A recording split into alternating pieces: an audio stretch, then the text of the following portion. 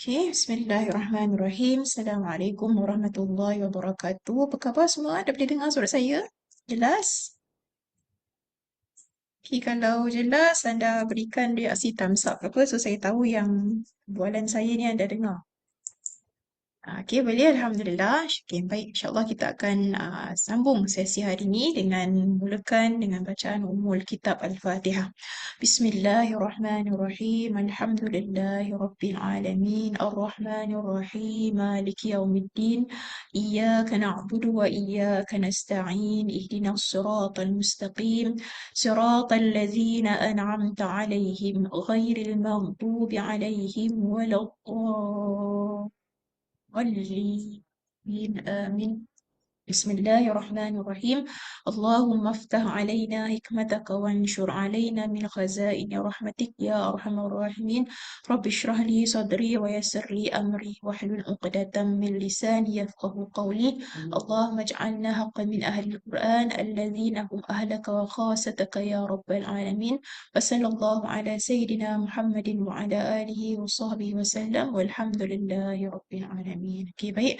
Alhamdulillah bertemu kita sekali lagi. Diam tak diam dah selesai seminggu. Ini pun dah masuk minggu ketiga. Okey, sebagai memulakan, insyaAllah kita akan baca hari ini daripada surah Toha. Surah Toha adalah surah yang ke-20. Saya di muka surat 318. Kalau anda ada physical Quran, boleh buka page 318. Kalau tak ada, boleh gunakan skrin saya. Dia juzuk yang ke-16, surah yang ke-20. Hari ini insyaAllah kita akan membacakan daripada ayat 88 hingga kepada ayat yang ayat ke-96. Okey, 88 surah Toha sampai ayat 96. Page 318, ayat 88 sampai ayat 96 insya-Allah. Okey, kalau dah sedia kita boleh baca sama-sama. Bismillahirrahmanirrahim. فأخرج لهم عجلا جسدا له خوار فقالوا هذا إلهكم وإله موسى فنسي أفلا يرون ألا يرجع إليهم قولا ولا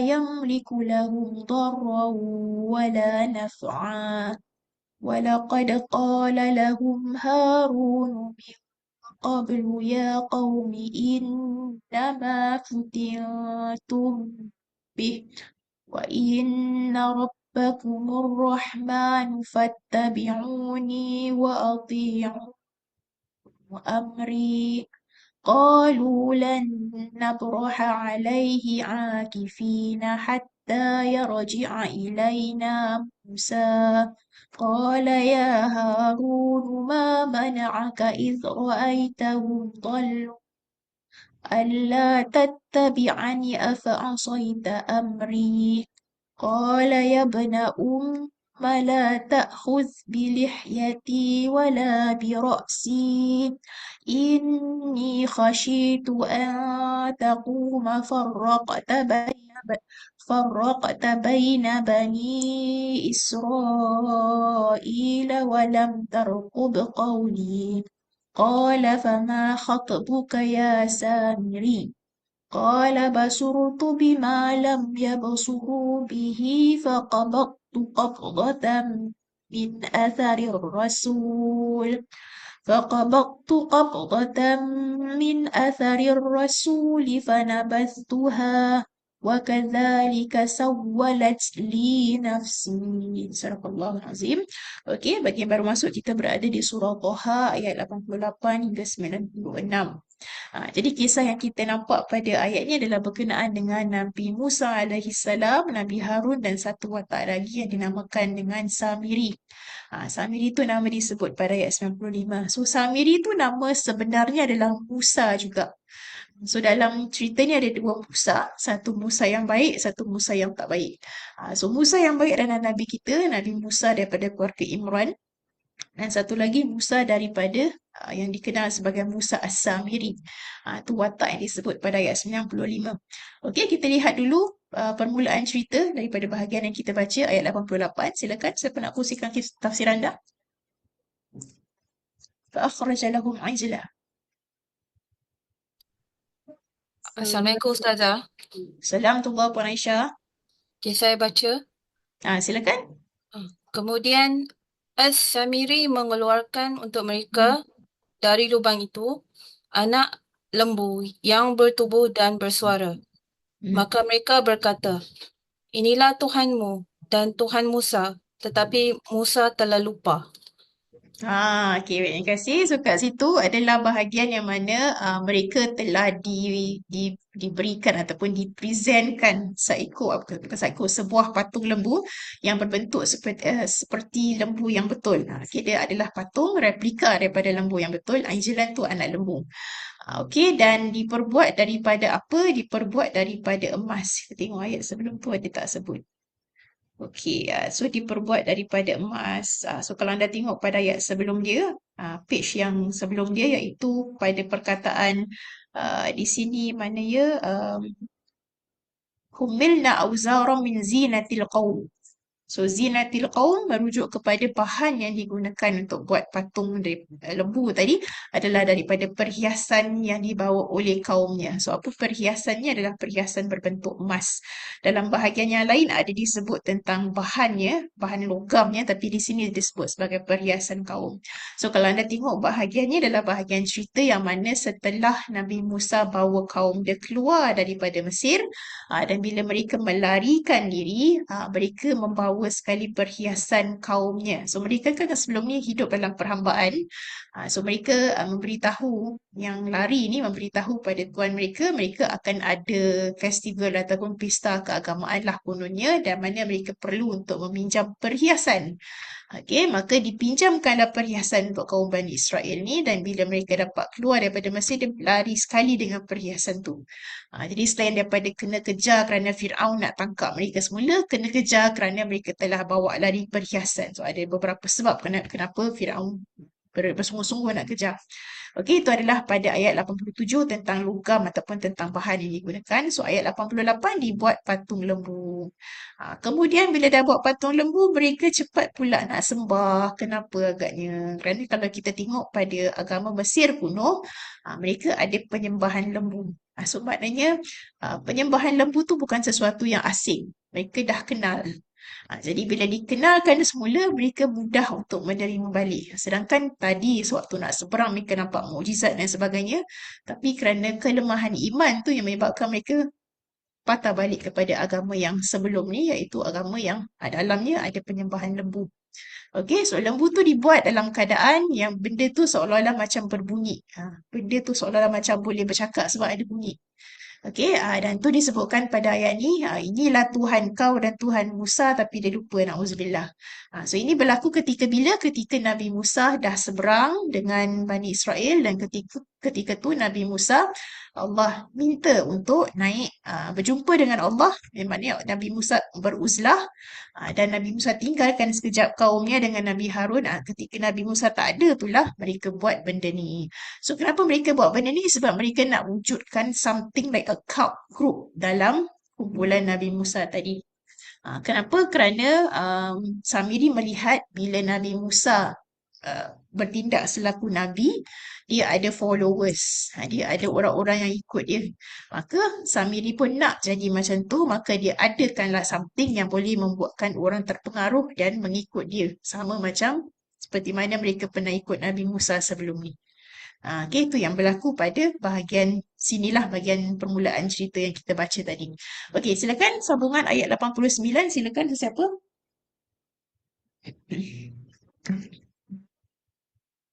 Ustazah, saya baca. Patutkah mereka tidak mahu berfikir sehingga mereka tidak nampak bahawa patung itu tidak dapat menjawab perkataan mereka dan tidak berkuasa mendatangkan bahaya atau memberi manfaat kepada mereka? Okey, terima kasih. So kat sini disebutkan kenapakah mereka senang nak terima, sedangkan nampak yang itu adalah benda yang dicipta. Takkanlah benda yang dicipta tu boleh bertindak macam Tuhan. Tu maksudnya. Okey, jadi dia adalah satu persoalan yang dilontarkan kepada mereka, kenapa mereka cepat untuk menerima sesuatu yang berbentuk benda yang syirik. Sedangkan mereka dah nampak sebelum ni mukjizat dan sebagainya. Okey, terus pada ayat 90, silakan.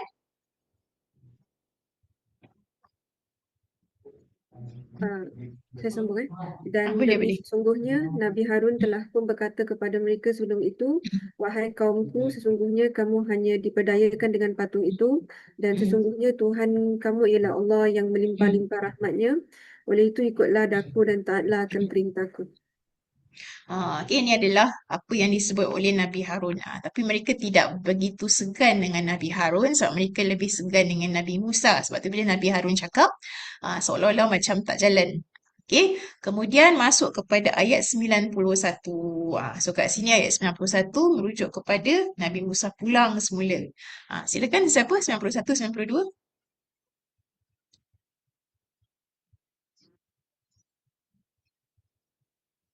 Qalu lan nabraha. Ustazah, saya baca. Silakan Puan Nazihah. Mereka menjawab, kami tidak sekali-kali akan meninggalkan penyembahan patung ini. Bahkan kami akan tetap menyembahnya hingga Nabi Musa kembali kepada kami. Sekembalinya, Nabi Musa berkata, wahai Harun, apakah maniknya yang menghalangmu ketika engkau melihat mereka sesat? Okey. Maka kat sini dah sampai kepada masa yang mana Nabi Musa kembali. So bila kita tengok sebelum ni kan Nabi Musa dipanggil untuk apa ni berjumpa Allah di Gunung Tur, okey, ataupun dikenal sebagai Jabal Musa. Sekarang kita kenal sebagai Mount of Moses. So kat situ bila Nabi Musa mengasingkan diri selama 30 malam asalnya, ditambah lagi 10 malam jadi 40 malam. Jadi bila dia dah lama tinggalkan kaumnya, mereka menyangka bahawa Nabi Musa ni tak balik. Okey, dan mereka nampak ada satu ajaran baru dan mereka terpikat dengan ajaran baru ni sebab ajaran baru ni ada persamaan dengan something yang mereka kenal. Sebab sebelum ni mereka berada di Mesir kan, so agama Mesir kuno ketika tu sebahagian daripada idolnya adalah patung lembu. Sebab tu kalau anda tengok pada awal Quran surah Baqarah kan ada bahagian yang mana mereka disuruh untuk sembelih lembu. Sebab tu bila mereka disuruh untuk sembelih lembu, mereka menangguhkan dengan membanyakkan pertanyaan. Kenapa? Sebab dalam hati mereka tu penyembahan lembu tu ataupun lembu tu sendiri dianggap sebagai satu benda yang suci. So macam mana nak buang penyembahan lembu dalam diri mereka, sebab tu disuruh untuk sembelih lembu. Okay, boleh. Jadi tu sedikit sebanyak tentang dia punya backstory. Kenapa mereka senang untuk kembali kepada agama asal ni? Kerana benda tu dah ada selama bergenerasi. Okay, kemudian bila Nabi Musa kembali semula ke tempat tu, dia nampak kaum dia dah lain, dah ikut ajaran lain. Maka dia pun first kali dia merasa marah dan dia tanya pada Nabi Harun. Kenapa? Sebab dia dah letakkan Nabi Harun sebagai orang yang in charge ketika dia tak ada. Okay, terus apa dialog Nabi Harun ayat 93 dan 94, silakan.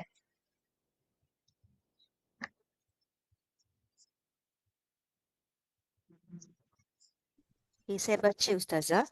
Silakan Puan Aisyah. Sehingga engkau tidak mengikuti aku.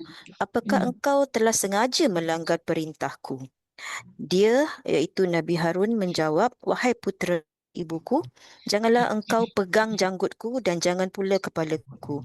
Aku sungguh khawatir engkau akan berkata kepadaku, engkau telah memecah belah antara Bani Israel dan engkau tidak memelihara amanatku. Okay, baik, terima kasih. So kata Nabi Harun dia dah dia dah usahakan tetapi mereka tak ikut kata-kataku. Mereka tak ikut perintahku. Kemudian dia kata wahai anak kepada ibuku.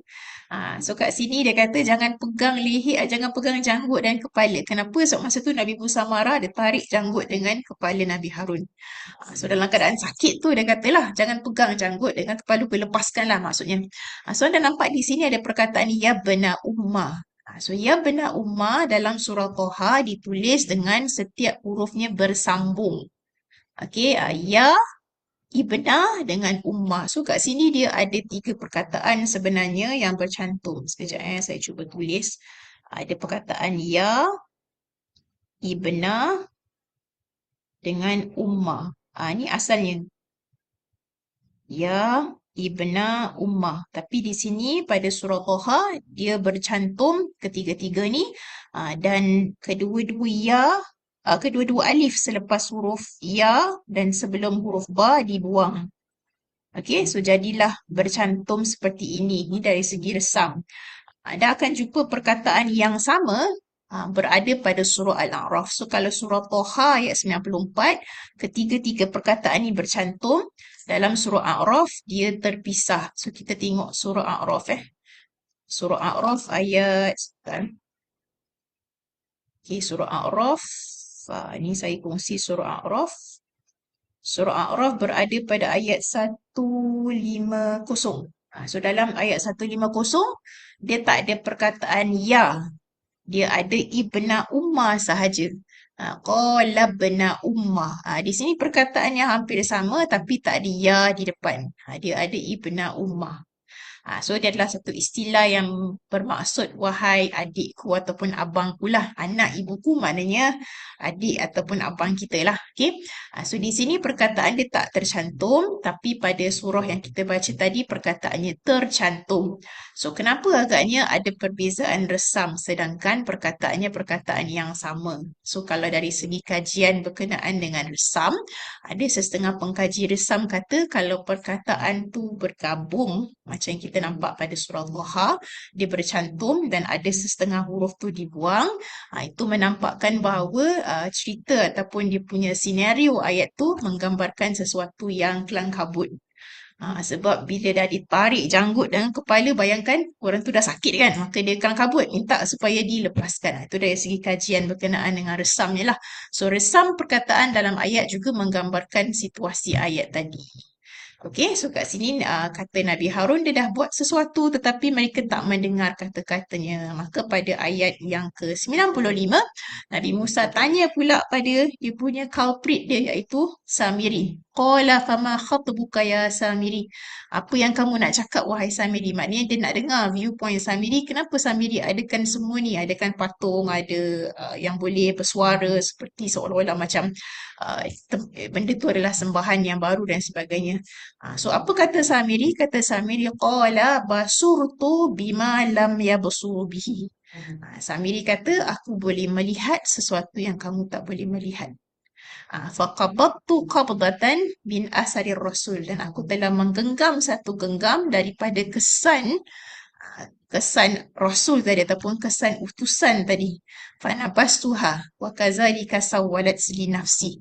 So kata Samiri, dia telah membuat patung tu dengan mengambil satu genggam tanah yang diambil daripada kesan tapak kaki Rasul.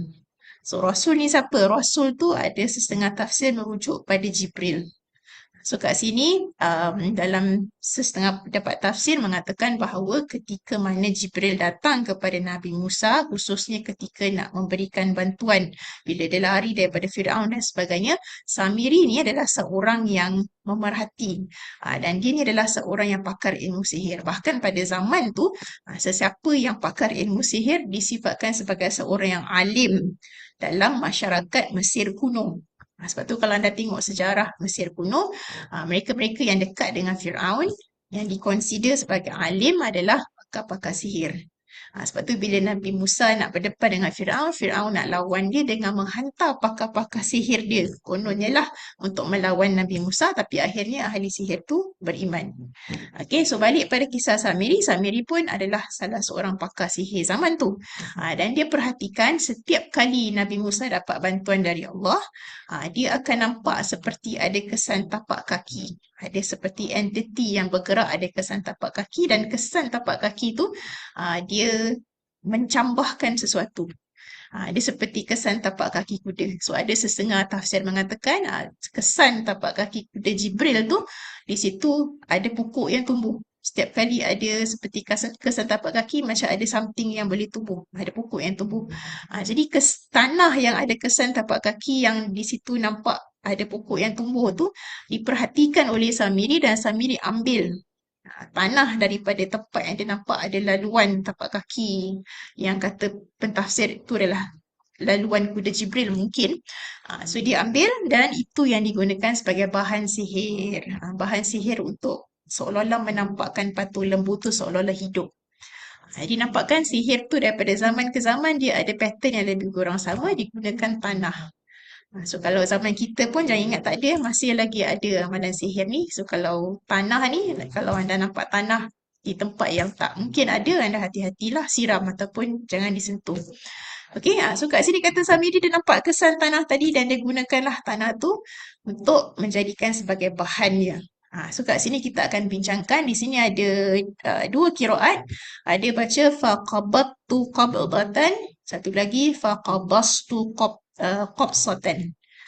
Okey, dia ada dua qiraat. So kita akan bincang nanti dia punya kesan dari sudut tafsirnya. Okey, so kat sini adalah dialog Samiri. Jadi Nabi Musa dengar macam tu, dia pun expel orang ni keluar daripada kumpulan dia sebab nanti akan merosakkan iman yang lain. Okey, so tu sedikit tentang kisah yang berlaku pada zaman Nabi Musa dan kita nampak dia menyentuh tentang amalan sihir. So kenapa diceritakan di sini? Kerana benda ni pada zaman ke zaman akan sentiasa ada. Manusia akan suka pada sesuatu yang berunsur mistik dan supernatural. Hatta zaman kita pun, kalau cerita mistik, cerita hantu ramai yang suka. Kenapa? Sebab manusia sentiasa ingin tahu pada sesuatu yang berunsur ghaib. Dan kita nampak apa yang Samiri kata, aku boleh nampak apa yang kamu tak nampak. Jadi hati-hati kalau ada orang yang mula mengaku boleh nampak-nampak ni, dia punya persamaan tu macam ada persamaan dengan sifat Samiri tadi. Okey, tu cerita dia. So pada cerita ni dia berulang pada surah Al-A'raf. Dia lebih kurang sama tapi daripada angle yang sedikit berbeza lah. Okey. Kemudian kita tengok pada faqabattu qabdatan. Nanti kita akan bincang tentang perbezaan qiraat ni insya-Allah. Baik, sebelum kita beralih, ada apa-apa ada nak tanya, nak tambah untuk bahagian ni ataupun nak tanya untuk bahagian minggu-minggu lepas? Ada?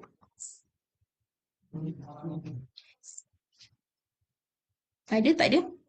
Okey, kalau tak ada, kita masuk pada perbincangan minggu ni. Saya dah updatekan juga notanya sebentar ya. Okey, sebelum tu, anda cuba tengok video ni dan anda nyatakan what do you see. Sebentar okey. Dari video ni apa yang anda nampak? Dia tak ada suara tapi anda akan nampak dia punya latar cerita tu and you tell me what you see from your point of view. Okay, kita mulakan.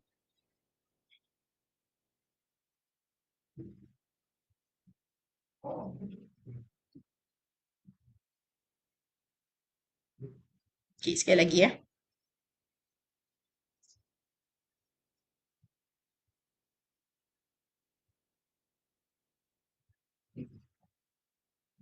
Okay, selesai. Jadi daripada latar tu, kan dia start dengan wide angle. Kemudian dia zoom in pada orang yang pegang buah ni dan potong buah ni. Jadi dari dua angle yang berbeza tu, apa yang anda nampak?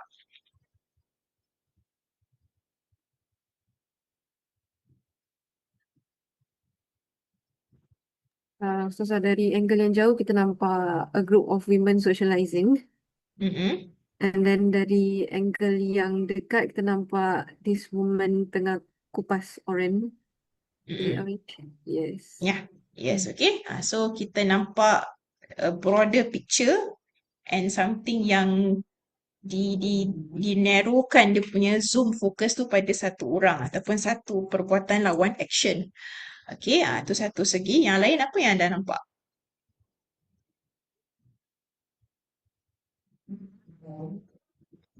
Okay, kalau balik semula, sini, this is the broader picture.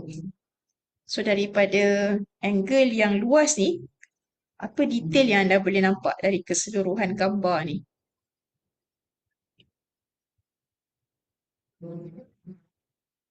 Wanita yang mengupas oren tu sebenarnya sedang masuk ke dalam living room, approaching this group of women. But as she was approaching, she took the orange and she peel off the Okay. skin. Alright, tu satu anda nampak. Ada details lain daripada orange. So kat sini ada orange kan? So dalam gambar yang besar ni ada orange. Tapi nanti di akhir tu anda nampak dia akan fokus pada orange sahaja. So orange adalah satu jenis makanan yang kita nampak di sini. Okay, tu satu angle. Okay, tadi anda nampak tentang wanita tu kupas orange. Ya, good observation. Lain daripada tu, gambar ni apa yang anda boleh nampak dari segi dia punya setting tempat ni? Selain daripada wanita yang socializing di sini, setting tempat ni.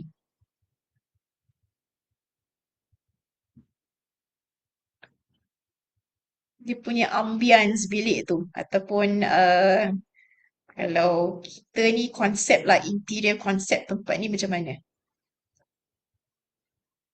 Dia macam private conversation, Aha, it's a private group. Ya, it's a private conversation. So kalau anda tengok dia punya setting kalau ikut pada zaman klasik ni, tempat ni biasanya tempat yang dikhususkan untuk wanita saja dan selalunya wanita yang berada lah, wanita yang kirakan ada status sosial dalam masyarakat mereka, ada high status dalam masyarakat mereka. Dan perhatikan dia punya tempat duduk tu adalah tempat duduk yang ada tempat sandar dan bantal-bantal. So kita akan bincangkan tu nanti dalam kupasan tafsir. Nanti anda fahamlah kenapa saya gunakan video ni sebagai satu gambaran. So dalam bab tafsir, especially yang berkait dengan qiraat, perbezaan qiraat tu adalah seperti Allah nak nampakkan kita angle yang berbeza dalam sesebuah cerita ataupun angle yang berbeza yang berkaitan dengan satu-satu perintah ataupun satu-satu conversation. So kalau kita lihat satu qiraat ni kadang-kadang dia menggambarkan dia punya whole picture. Macam yang kita mula-mula nampak bila kita masuk ataupun bila video tu start, camera angle tu fokus pada keseluruhan bilik. So satu qiraat tu, satu jenis qiraat tu kadang-kadang dia menceritakan secara keseluruhan. Kemudian satu lagi qiraat dalam bacaan imam yang lain, dia menceritakan secara mengkhususkan satu aspek. So tadi kita nampak dia adalah keseluruhan gambar. Dalam tu ada wanita-wanita yang duduk, ada tempat duduk yang empuk. Lepas tu dia punya ruangan tu adalah ibarat macam ruangan private yang mana dari segi bentuk dia punya setting tu seperti rumah orang kaya pada zaman tu. Dan ada makanan. Kemudian itu dia punya broader picture. Kemudian satu lagi qiraat menceritakan khusus tentang apa yang dimakan. So kat situ ada seorang wanita tu sedang mengupas buah. Okay, so saya rasa dengan gambaran ni anda boleh agaklah ni cerita tentang siapa kan. Nanti kita akan bincang tentang qiraat dalam penceritaan tentang cerita tu insya-Allah. Okay, setakat ni anda get the summary ataupun nampak dia punya gazette apa yang kita nak menghala perbincangan kita hari ni. Perbincangan kita akan menghala kepada aspek qiraat yang kirakan aspek berbeza dari sudut tafsir kerana ada beberapa wajah qiraat yang berbeza. Tapi perlu diingat perbezaan wajah qiraat bukan bermakna lain cerita ataupun bukan bermakna Quran ada banyak variation seperti dakwaan orang orientalis. Tapi lebih kepada Allah nak nampakkan different angles of the same story, of the same setting supaya kita boleh nampak dari various direction. Kita punya pandangan tu tak myopik pada satu tapi lebih broad. Kita nampak yang jauh dan nampak yang dekat. Boleh? Setakat tu you get the idea. Itu adalah kesan daripada perbezaan qiraat. Tafsir tu akan diluaskan. Kita nampak keluasan tafsir di situ. Okey, setakat tu ada apa-apa anda nak tanya, nak tambah? Ada? Ustazah, saya nak tanya tentang golongan orientalis.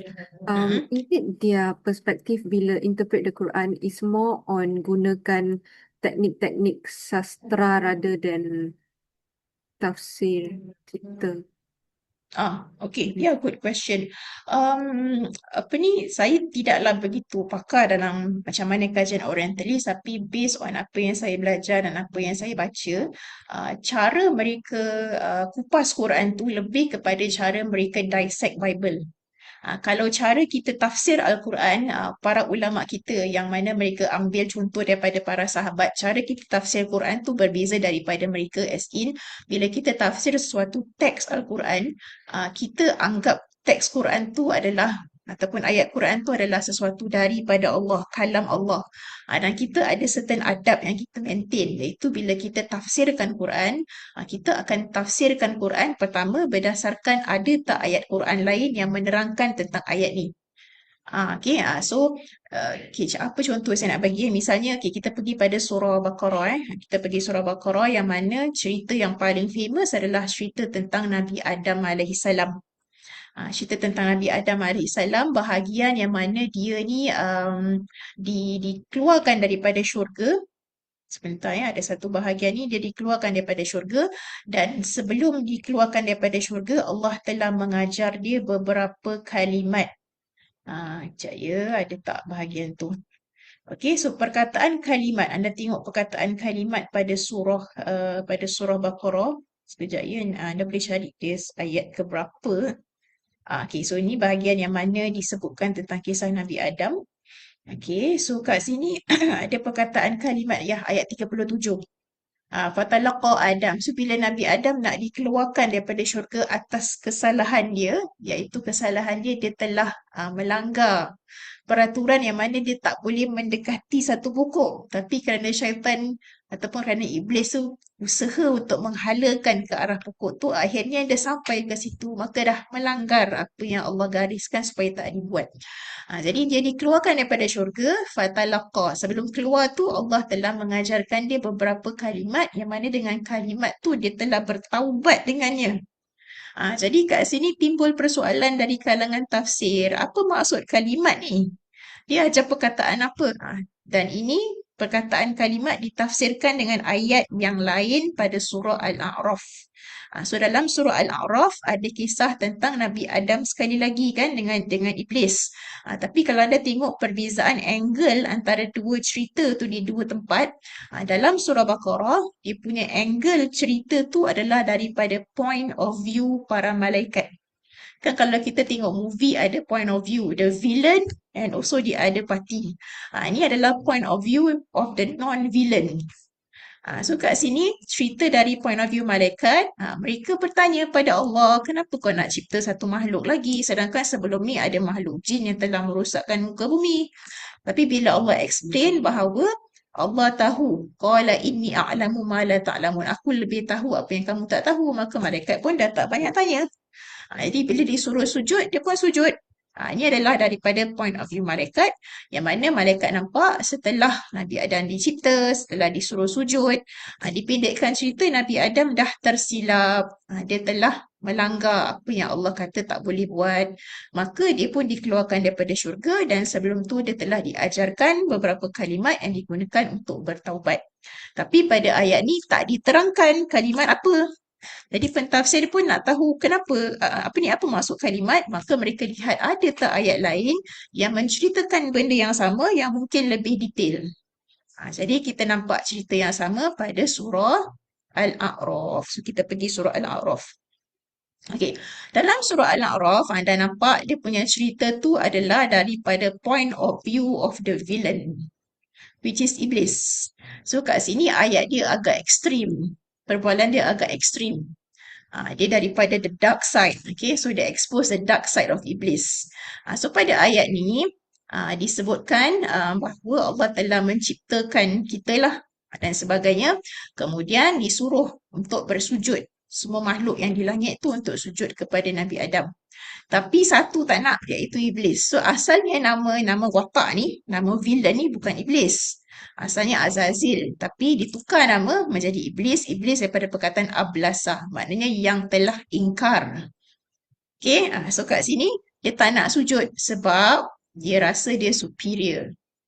So anda buka ke surat sebelah, Allah tanya, apa yang membuatkan kamu tak nak sujud bila aku suruh? So dia kata, ana khairum minhu, I'm better than him. So nampak kan apa yang merosakkan Azazil, sedangkan kita tahu sebelum dia jadi iblis, dia adalah seorang yang boleh dianggap sebagai ketua malaikat. Sedangkan dia bukan malaikat, dia daripada kalangan jin. Tapi kerana dia patuh dan taat pada Allah, dia duduk sebaris dengan malaikat. In fact, he was considered ketua lah. So iblis ni bukan fallen angel He's not an angel. Dia adalah jin yang diletakkan sekali dengan malaikat kerana dia adalah seorang hamba yang soleh ketika tu. So apa yang merosakkan dia? Merosakkan dia adalah sifat sombong. So apa kita boleh belajar? Kita boleh belajar iaitu sifat sombong boleh merosakkan sesiapa saja. Sedangkan iblis yang dah beribadah ribuan tahun pun boleh rosak sebab sifat sombong. So dia rasa that superiority complex. Dia rasa dia lebih baik daripada Nabi Adam sebab khalaqtani min nar. I was created from fire. Kau jadikan aku daripada api. Kau jadikan dia daripada tanah. Tanah ni nothing. Dia bawah. So dia kata macam tu. Maka kerana dia sombong, dia tak boleh ada privilege untuk berada di syurga. So apa kita nampak kat sini adalah kalau nak masuk syurga, kita kena buang sifat sombong dan ego. Sebab syurga bukan tempat untuk mereka yang sombong. Sedangkan iblis pun kena keluar. Sedangkan dia sebelum ni ada privilege entry kan, sekarang dah tak ada. So kat sini dipendekkan cerita, disebutlah tentang dialog iblis apa semua dan dia kata dia janji untuk menyesatkan kita. Yang mana dia kata pada ayat 17, aku akan mendatangi anak Adam ni daripada di depan mereka, min khalfihim, di belakang, kanan dan kiri. Dan kau akan mendapati kebanyakan mereka tak bersyukur. Nampak tak? So, antara godaan iblis adalah membuatkan kita tidak menghargai nikmat yang Allah bagi. Kita selalu question Allah, kenapa kau tak bagi ni, tak bagi ni, ya Allah, sedangkan banyak nikmat lain yang Allah bagi. Tapi kerana kita tak nampak, kerana kesyukuran kita tu kurang, maka kita nampak macam kurang aja. Kenapa? Sebab iblis dah janji, dia akan buatkan kita tak bersyukur. Dan dia akan datang kita dari semua arah kecuali arah yang atas dengan yang bawah. Kenapa? Sebab atas dengan bawah ada rahmat Allah. Bawah tu adalah ketika kita sujud, atas tu adalah ketika kita doa. So dua tempat ni dia tak boleh masuk. Okey, kemudian dipendekkan cerita, Nabi Adam disuruh untuk tinggal di situ, masa tu belum dikeluarkan. Kemudian iblis cuba membisikkan sifat was-was. Dia dah keluar daripada syurga, tapi dia cuba masukkan diri dia dalam syurga dengan ada setengah tafsir kata dia masuk dengan berupa dengan ular. Dia masuk melalui ular. Ada setengah kata macam itulah, sebab tu dia boleh mewas-waskan Adam dan isterinya. So dipendekkan cerita lagi, akhirnya mereka pun tersilap langkah. Ini daripada POV iblis. Maka mereka pun telah merasa daripada pupuk tadi dan terbukalah auratnya. Dan mereka cuba tutup dengan daun-daun daripada syurga. Kemudian maka dipendekkan cerita, kita pergi ke surat sebelah. Di situ Nabi Adam pun keluar daripada syurga, tapi dia bertaubat dengan mengatakan qala rabbana zalamna anfusana wa illam taghfir lana wa tarhamna lanakunanna minal khasirin. Jadi bila Nabi Adam keluar daripada syurga, apa yang dia sebut? Apa yang dia minta ampun dengan Allah? Dia sebut perkataan ni. Jadi kerana pada ayat 23 surah Al-A'raf menyebutkan tentang perkataan ni, iaitu merupakan doa Nabi Adam ketika bertaubat, maka para ulama mentafsirkan bahawa perkataan kalimat dalam surah Baqarah maknanya adalah kata-kata ni pada ayat 23 dalam surah Al-A'raf. So, cara kita tafsir Quran adalah para ulama kita akan tafsir Quran dengan ayat Quran yang lain. Itu satu. Kemudian, kalau rasanya mungkin kurang jelas, kita akan melihat pula aspek hadis. Ada tak Nabi sebut dalam hadis? Okay? Dan kalau hadis tu mungkin masih kurang cukup, nak huraian lebih lagi, mereka akan lihat kepada aspek pandangan sahabat. Kenapa pandangan sahabat? Kerana mereka yang live through masa penurunan wahyu tadi. Okey, itu ketiga. Lepas tu mereka akan tengok juga dari sudut pandangan sejarawan ataupun pandangan mungkin para ahli kitab. Sebab kalau cerita-cerita para nabi, kadang tu mereka tengok juga pandangan ahli kitab kerana ahli kitab pun pernah dapat message yang lebih kurang sama. Tu yang kita nampak bab Israiliyat dalam tafsir. So dalam tafsir kadang-kadang sahabat akan tengok kepada pandangan ahli kitab sekadar untuk melihat maklumat dari aspek yang lain. So that's why kalau kita tengok dalam Quran, dia tak ada nama-nama watak dalam cerita kan, tapi macam mana nama-nama mereka diketahui sebab mereka compare berdasarkan pandangan Israiliyat. So pandangan Israiliyat ada yang kita boleh terima, ada yang kita kena tolak. Yang kita kena tolak adalah pandangan yang ekstrim lah. Seperti ada yang kata, contoh Nabi Ibrahim, kata ahli kitab, mereka kata Nabi Ibrahim tu selalu jidal ataupun selalu melawan ataupun selalu berdebat dengan Allah. Tu salah lah. So kita tak boleh terima. Tapi kalau pandangan yang mengatakan watak ni nama dia sekian-sekian, tu masih boleh dipertimbangkan. Okay, so kita gunakan apa? Kita gunakan Quran untuk tafsir ayat Quran yang lain. Kita gunakan hadis atau kita gunakan pandangan sahabat atau mungkin kita lihat juga pandangan sejarah dan pandangan Israiliyat. Itu antara steps untuk kita mentafsirkan sesuatu ayat. Tapi kalau kita tengok orientalis, cara mereka approach sesuatu ayat Quran adalah sama seperti mereka approach Bible. Kerana kebanyakan mereka menganggap Bible bukan kata-kata Tuhan. So dia bebas untuk kritik apa pun.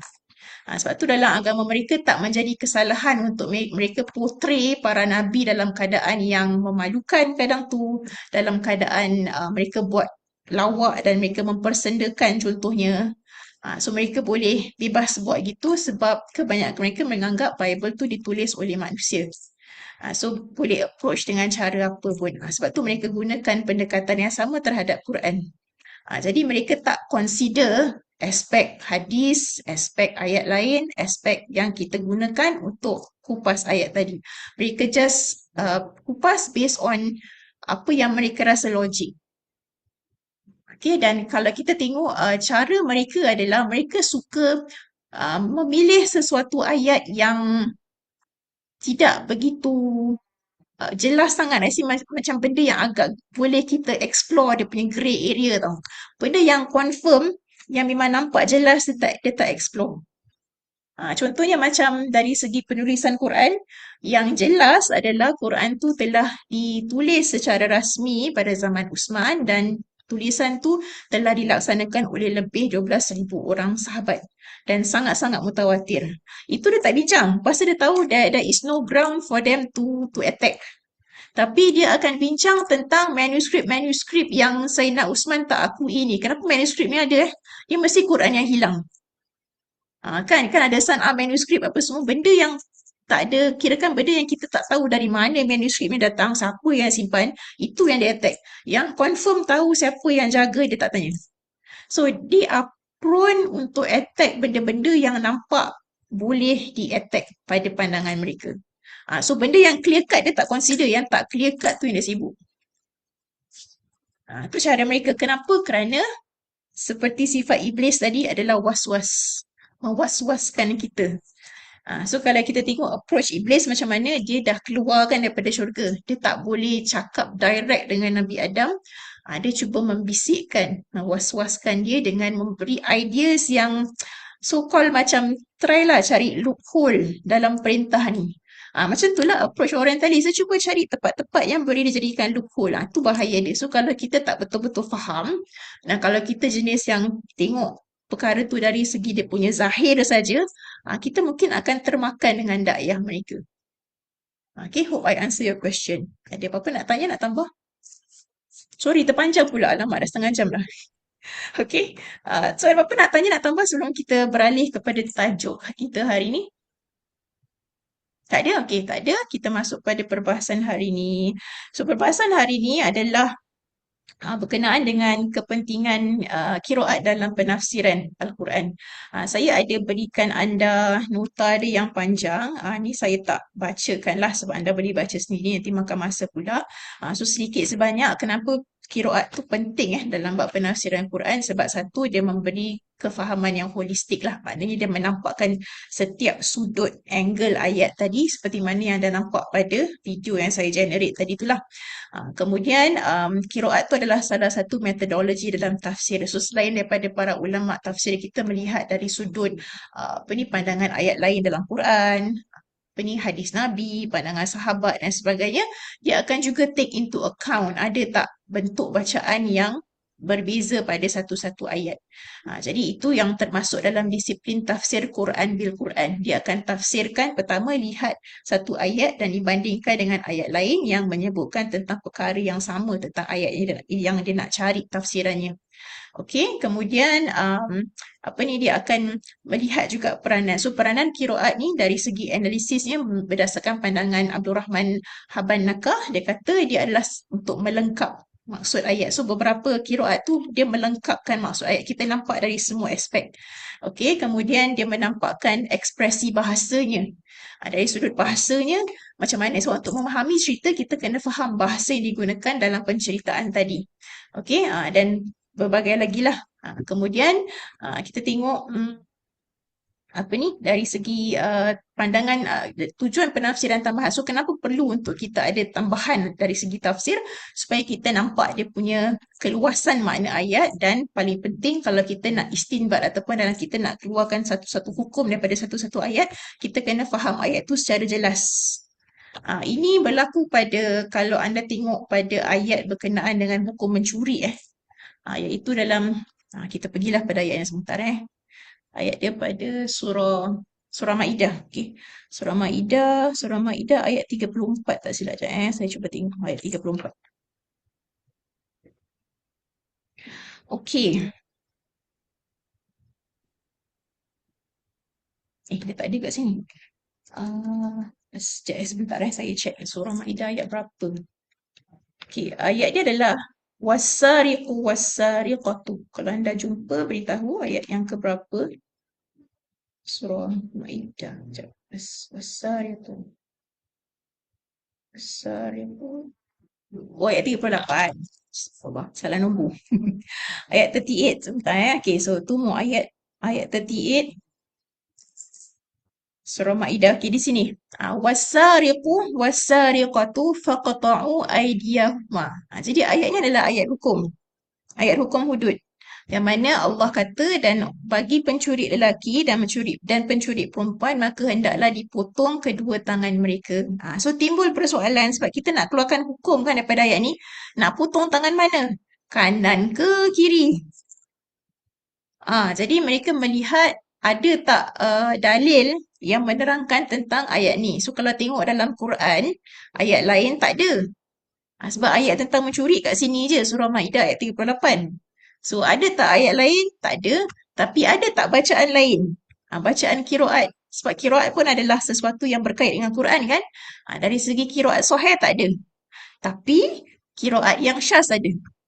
So dalam qiraat Ibn Mas'ud, kalau qiraat Ibn Mas'ud tu, kalau anda tengok dari segi dia punya sanad, Ibn Mas'ud punya qiraat, sanad dia, salah seorang yang berada dalam sanad dia yang sebelah bawah adalah Imam Asim.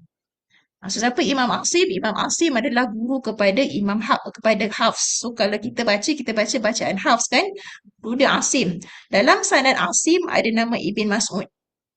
Tapi dalam qiraat Ibn Mas'ud, majoriti bacaan dia adalah sahih, cuma sikit aja yang dikategorikan sebagai syaz. Kenapa syaz sedangkan dia sahabat Nabi? Kerana dia tak cukup 3 syarat. So kalau anda tengok pada syarat penerimaan qiraat, pertama dia mestilah dia punya riwayat tu sanad dia kuat. Kedua, dia mestilah mengikut resam dalam Quran. Ketiga, dia mestilah tepat dari segi bahasa Arabnya. So dalam bacaan Ibn Mas'ud untuk perkataan sini, ayat 38, dia punya bacaan tu, riwayat dia tu terkurang satu syarat iaitu dia tak menepati tak menepati resam mushaf. So dalam resam mushaf perkataannya ada dal. Aydiyahuma. Dalam qiraat Ibn Mas'ud untuk ayat ni saja yang dikategorikan sebagai syaz, dia punya perkataan aydiyahuma dibaca dengan huma.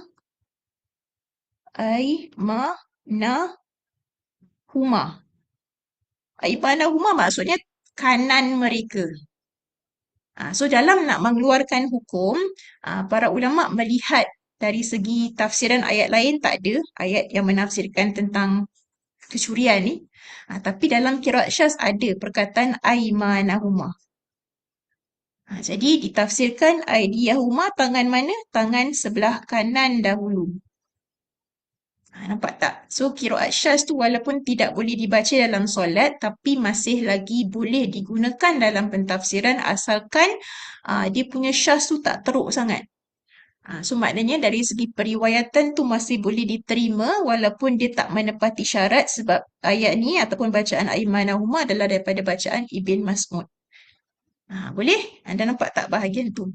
Jadi mengeluarkan hukum kadang-kala selain daripada melihat ayat Quran yang lain, dia akan consider juga qiraat yang lain, hatta qiraat syaz pun akan diguna pakai kalau di situ dilihat bahawa qiraat syaz tu boleh diguna pakai sebab tak terlalu teruk dia punya syaz dia.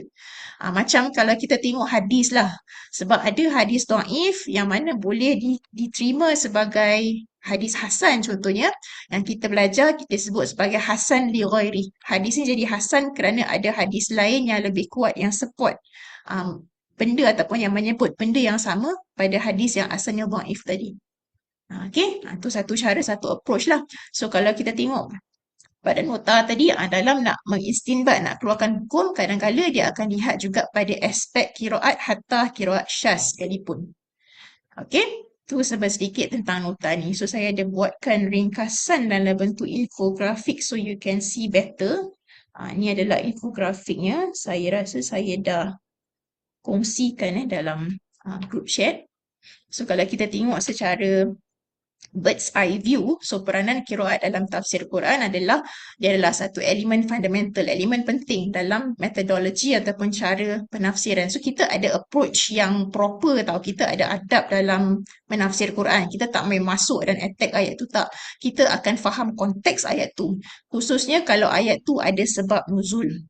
So ada setengah ayat Quran ni diturunkan ada cerita di sebaliknya. So sebelum nak tafsir, pentafsir kena tahu juga apa cerita di sebalik ayat tadi.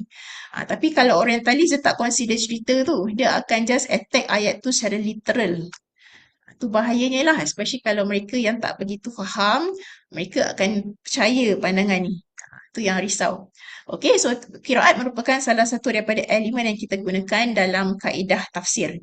So kita akan gunakan juga elemen linguistiknya sebab qiraat tu berkaitan dengan linguistik lah, sebab ada setengah qiraat melibatkan cara sebut, ada setengah qiraat melibatkan struktur perkataan dan sebagainya. Okay, so kalau kita lihat dari segi fungsinya, so fungsinya ada pelbagai, iaitu dalam aspek bahasa lah khususnya. So dalam aspek bahasa tu ada pelbagai angle, sama ada dalam aspek dia punya kata ganti nama tu ataupun siapa yang ditujukan maksud dalam ayat tu, adakah dia adalah orang yang ghaib. Ghaib tu maknanya the third person, ataupun mukhatab. Mukhatab tu maknanya orang yang disebut secara direct dalam ayat tadi. Ataupun kalau kita lihat, dia akan kaji juga dari segi penggunaan perkataan, especially kalau kata kerja tu adakah dia sesuatu yang berlaku di masa lepas, iaitu fi'il madhi, ataupun sesuatu yang berlaku akan datang. Sebab dia melibatkan waktu. Okay? Dan juga melibatkan konteks ayat tu, adakah konteks ayat tu secara umum, iaitu secara majhul ataupun maklum. Maklum tu dikhususkan pada sesuatu. Okay, so maknanya dalam menganalisa tafsir, dia akan lihat dari sudut, kalau kita lihat dari sudut qiraat kan berkaitan dengan bahasa, dia akan kaji juga aspek-aspek yang berkaitan dengan qiraat yang melibatkan dia punya aspek linguistiknya lah, tu dari pandangan Habbanaka, Abdul Rahman Habbanaka. Okay, kemudian qiraat juga dimasukkan dalam satu cara untuk menafsirkan ayat Quran, yang mana dia berkait dengan cara penafsiran yang tadi saya sebut. Kita tafsirkan ayat Quran dengan ayat Quran yang lain dan tafsirkan dengan hadis dan riwayat sahabat. So dimasukkan juga elemen qiraat tadi. Okay, dan kenapa perlunya untuk masukkan qiraat? Sebab dia memberi kefahaman yang lebih holistik tentang ayat tu. Dan secara tak langsung kita boleh tadabbur lah, maknanya kita boleh mencermati setiap perkataan yang digunakan supaya kita tak terlepas pandang ataupun tak terlepas mesej yang hendak disampaikan. Tu cara kita approach tafsir. Dia ada dia punya steps, dia ada SOP dia. Tu dari segi pandangan ulama Islam lah. Tapi kalau scholars yang mengkaji dari segi kirakan scholars orientalis, mereka ada cara mereka sendiri, yang mana cara mereka gunakan adalah dia akan attack ayat tu berdasarkan apa yang mereka nampak tak kena dari sudut bahasa especially. Dia tak consider point yang lain sangat. Okay, sebab tu kalau anda tengok, saya ada share video yang mana mereka hanya fokuskan pada tempat yang mereka nampak satu kelemahan. Misalnya paling ketara adalah tentang ayat peperangan lah. Pada surah Ali Imran kan, ayat peperangan tu ataupun ayat tentang cara untuk melawan kalau berlaku serangan, Allah sebut pada ayat 190 onwards. Tapi mereka tak fokus 190. Bukan surah Ali Imran, surah Baqarah. So kalau anda buka surah Baqarah ayat 190 tu, mula daripada situ Allah sebut tentang cara self defense. Tapi mereka tak fokus yang itu, mereka fokus ayat 191. Sebab ayat tu menyebutkan tentang kita boleh attack semua orang-orang kafir ni. Padahal ayat tu adalah sambungan kepada 190, yang mana Allah kata kita boleh attack kalau mereka attack dahulu. Tu pada 190. Dan pada 191 Allah kata kamu boleh attack mereka di mana pun mereka berada, dengan syarat seperti yang disebut pada ayat sebelum ni, mereka kena start the war first, then only you boleh counter attack. Tapi they choose to ignore 190 surah Baqarah, they choose to focus on 191. Sebab dia rasa that is the ground that they can attack. Okay, nampak tak? Itu dia punya kejahatan mereka lah dari segi strategi untuk mengupas Quran. Okay, selesai bab tu. Okay, setakat tu ada soalan? Ada tak ada? Kalau tak ada, kita masuk sikit pada perbahasan minggu ni. Ni saya bawa beberapa contoh ayat Quran yang berbeza qiraat dan kesan dia dari sudut tafsir. Okey, so kalau anda tengok pada kesan linguistiknya,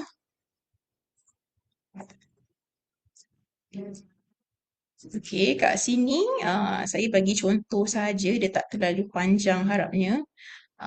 Di sini sebentar ya. Okey, di sini saya sebutkan bahawa dalam Quran, perubahan satu baris bacaan dia tak semestinya mewujudkan percanggahan makna. Kadang-kadang dia punya perubahan sedikit tu menampakkan dia punya lapisan makna yang lain yang kita tak nampak kalau tengok daripada satu qiraat sahaja. Okey, so kat sini dari segi pandangan para ulama salaf, salaf tu maknanya ulama yang datang pada zaman yang lebih awal, maknanya zaman sahabat dan selepas sahabat ataupun yang kita kenal sebagai salafus salih. So ulama terdahulu dia tak hanya melihat dia tak hanya membaca Quran saja, mereka akan kaji juga dia punya qiraat, wajah-wajah qiraat yang pelbagai dalam Quran tu sebab nak melihat kepada tafsiran. Jadi mereka akan compare qiraat yang satu dengan yang lain dan dia akan kaji aspek tafsir bagi setiap wajah qiraat tadi, barulah dia piece together untuk membuatkan tafsiran yang menyeluruh untuk ayat tadi. Okey, so kalau kita lihat dari segi dia punya basis ataupun dia punya pillar dari segi makna yang dia akan lihat adalah dia akan tengok perkataan tu adakah dalam bentuk ada tasydid ataupun tak ada tasydid. Khususnya kalau perkataan tu adalah perkataan berbentuk fi'il. Sebab dalam bahasa Arab kalau fi'il yang ada tasydid compare to fi'il yang sama tapi tak ada tasydid, maknanya fi'il yang ada tasydid tu menampakkan something yang more intense. Lebih dahsyat ataupun lebih teruk lah dari segi impact berdasarkan fi'il tadi, berdasarkan perbuatan tadi. Contoh yang kita pernah bincang sebelum ni macam surah Baqarah ayat 10 perkataan yakzibun dengan yukazibun. So fi'il yang sama, dia punya kata dasar tu adalah kaf, zal dengan ba. Tapi satu qiraat dengan tasydid, satu tanpa tasydid. So yang tak ada tasydid maknanya orang-orang ni mendustakan, tidak menerima Nabi, tidak menerima message. Okay, tetapi kalau yukazibun, mereka mendustakan, mereka tak terima dan mereka pada masa yang sama mengajak orang untuk sama-sama dengan mereka untuk tidak menerima. Dalam erti kata mereka adakan propaganda. Jadi para ulama yang tafsir akan melihat aspek tasydid dengan tanpa tasydid. Kesan dari segi perbuatan tu ataupun fi'il tu ada tasydid macam mana, tak ada tasydid macam mana. Okey, so bila anda comparekan dua aspek tu iaitu kita contoh ayat 10 surah Baqarah, yakzibun dengan yukazibun, anda akan nampak intensity ayat tu. So ada sebilangan manusia yang tak terima message tapi sekadar dalam diri mereka saja, iaitu golongan yang Allah sifatkan sebagai yakzibun. Ada pula tak terima tetapi mereka attack. Yukazibun dalam ayat tu iaitu yukazibun. Okey, itu satu bahagian lah. Kemudian bahagian kedua adalah kalau berlaku peralihan baris. Sama ada daripada baris kasrah jadi fathah dan sebagainya. Sebab kadang-kadang ia memberi kesan dari sudut vokalnya. Ada tak kat situ ada dimensi perubahan fizikal pada ayat ataupun perubahan fizikal pada pada perkataan tu, dia boleh beri kesan tak dari segi struktur ayat. Mereka akan kaji tu. Sebab ada setengah perkataan misalnya macam perkataan ayah sibu daripada perkataan hasibah, yahsibu. Okey, dalam qiraat ada dua jenis qiraat dibaca dengan ayah sibu dengan sin kasrah, ada setengah baca dengan ayah sabu sin fathah. Tapi dari root word yang sama, sin dengan ba. So walaupun root word dia sama tapi kerana ada perubahan baris, ada baca dengan baris sin fathah, ada baca dengan baris sin kasrah, maka dikaji. Ada kesan tak dari segi struktur ataupun makna. So kat situ tak ada kesan sebab dia adalah cara sebutan saja. Okey, tapi ada juga perkataan lain yang berubah baris, dia memberi perubahan makna. Tapi ada yang tak. Okey, kemudian perubahan abjad, penukaran huruf. Macam tadilah saya bagi contoh pada surah Taha yang kita baca, ada baca dengan qabdatan dengan dad, ada baca dengan qabsatan dengan sad. So dia akan dikaji ada tak perubahan huruf tu memberi kesan pada makna berdasarkan dua qiraat yang berbeza tadi. Okey, kemudian akan dibandingkan antara mushaf. So silang mushaf, maknanya mereka akan bandingkan mushaf para sahabat. Maknanya kalau kita tengok pada zaman Rasul kan para sahabat ada catatan mereka sendiri. Jadi mereka akan Bila pentafsir nak mentafsir, kerana tu mereka akan bandingkan qiraat, bandingkan riwayat sahabat ni dengan sahabat yang lain. Ada tak kesan bila ada perbezaan riwayat? So itu yang akan diambil kira dari sudut pentafsiran bila mana mereka masuk kepada penggunaan qiraat dalam tafsir. Okey, setakat tu ada soalan? Ada tak? Ke anda dah macam dah penuh ni? Banyak sangat info overload. So which one? Ada soalan tak? Okey tak setakat ni? Can you follow? Ada dah ketawa, okay. Sorry to bebankan anda sebab I don't know, I think I have to share. Sebab kalau saya tak share nanti benda tu hilang. So I just let you know since kita dah bincang benda yang agak berat last week kan berkenaan dengan Orientalist. Nanti saya nampakkan anda macam mana para ulama kita mentafsir. So you boleh buat comparison antara cara kita dengan cara Orientalist. Okay, kalau tak ada sebelum kita lihat kita masuk satu contoh lah So saya bagi anda satu contoh perkataan ni pada surah Ali Imran. Okay, so perkataan dia adalah yubashiru ataupun yubashiru. Okay, yubashiru ataupun yubashiru. Tapi surah Ali Imran dia tak ada perkataan home. Dan ada perkataan home ni adalah pada surah, sebentar ya, let me see surah mana. Ini pada surah Taubah. Okay, surah Taubah ayat 31. Okay, let's go to surah Taubah. Surah Taubah, sebentar ya, let's go here. Okay, surah Taubah ayat 31, page 190 if I'm not wrong. Okay. Okay, here. Kata anda yubashiruhum rabbuhum birahmatin minhu wa ridwanin wa jannatin lahum fiha na'imun muqim. So cerita ni ataupun ayat ni menceritakan tentang mereka yang akan jadi penghuni syurga. So maknanya Allah kata diberikan berita gembira. Yubashiruhum maknanya diberikan kepada mereka berita gembira. So sini ada dua kiraat Ada kiraat membaca dengan shin tu tasydid. Yubashiruhum macam yang kita baca sekarang ni. So bacaan kita adalah bacaan daripada riwayat Hafs daripada siapa? Asim. Okay, so kita baca dengan yubashiruhum dengan shin bertasydid ya tu dhammah. Satu lagi bacaan adalah dibaca dengan dibaca dengan yabshuruhum. Yabshuruhum.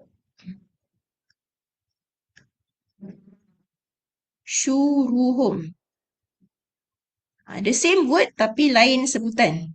Tu yang membuatkan Orientalis kata, oh, dia lain sebutan sebab dulu Quran tak ada baris. Jadi, we are free to interpret the recitation. Salah.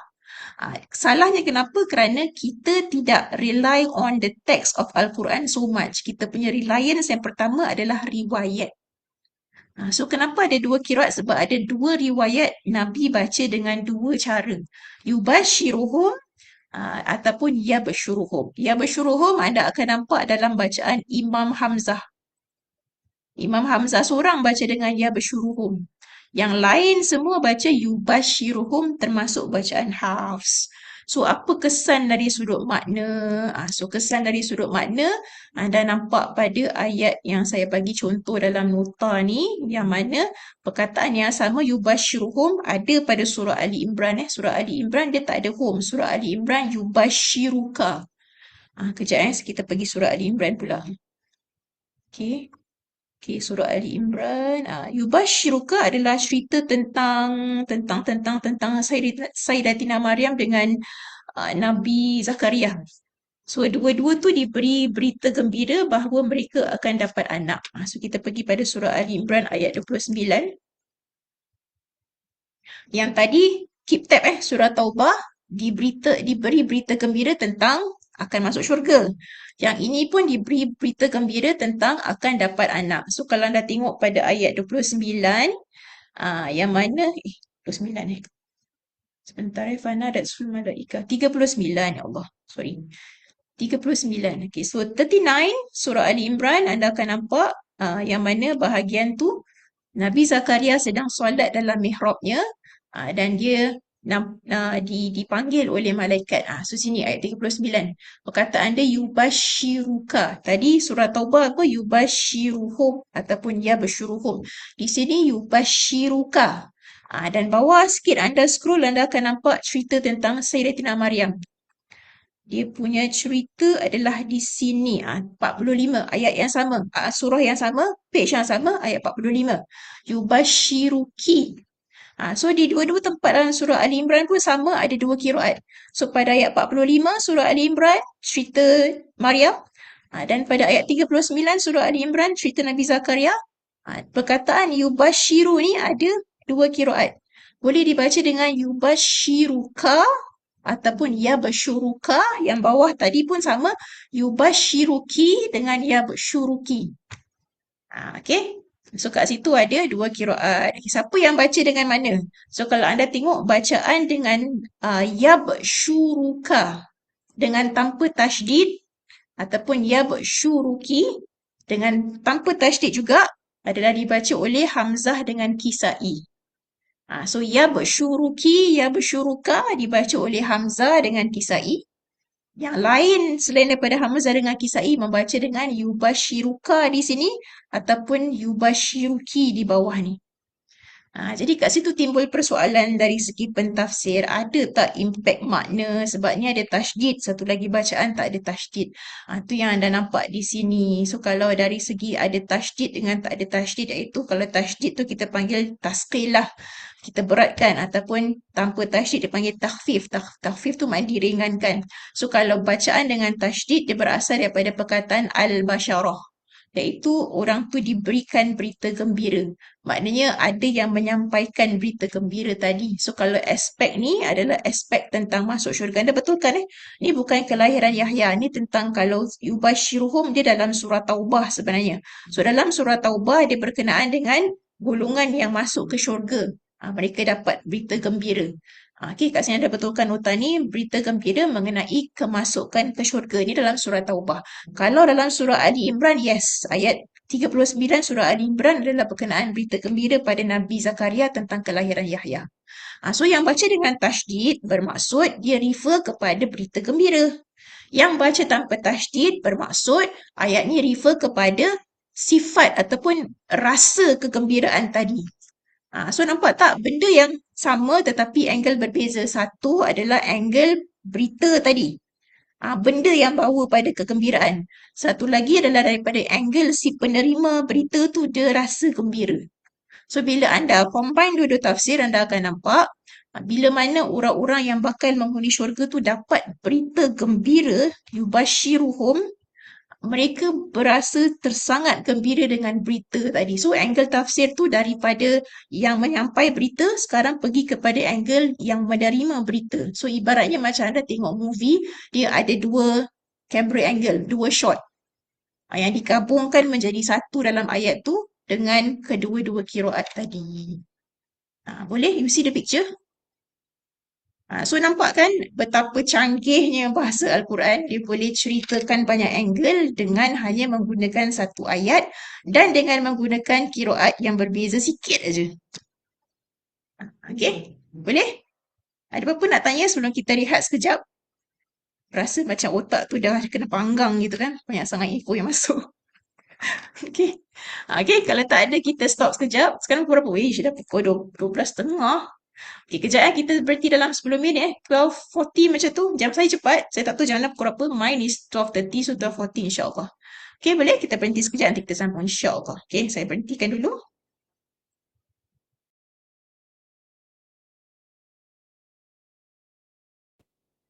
Okay, bismillahirrahmanirrahim. Kita sambung perbincangan kita. Tadi kita berhenti pada perkataan yubashiruhum dengan yabshuruhum.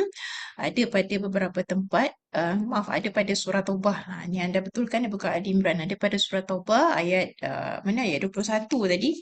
Ayat 21. Yang ini perkataan yang ada pada surah Ali Imran 39. Perkataan dia yubashiruka atau yubashiruki. Dua-dua tu di muka surat yang sama. Satu 39, satu ayat 40 lebih. Dan situ pun ada dua kiraat. Ada dibaca dengan yabshuruki atau yabshuruka ataupun baca dengan yubashiruki ataupun yubashiruka. So maknanya lebih kurang samalah. Maknanya kalau dengan tasydid memberitahu tentang berita gembira yang disampaikan. Kalau tanpa tasydid memberitahu tentang keadaan si penerima berita tu. Jadi ada sahabat kita komen daripada apa yang dia faham adalah kalau kita lihat kedua-dua kiraat, kita nampak dia punya konteks tu, dia punya focus changes. Ya betul, focus tu changes. Lepas tu dia punya essence tu still there. So cerita tetap sama, it's just kita tengok angle ataupun fokus dia saja beralih tapi cerita sama. So kalau kita lihat pada dakwaan orientalis mengatakan kiraat yang berbeza tu menandakan ada banyak variation, salah lah. Sebab kalau variation varies means something is totally different from the other one. Tapi cerita dia sama, cuma kita nampak dia punya aspek aja. Ada tukar skop dia, itu saja.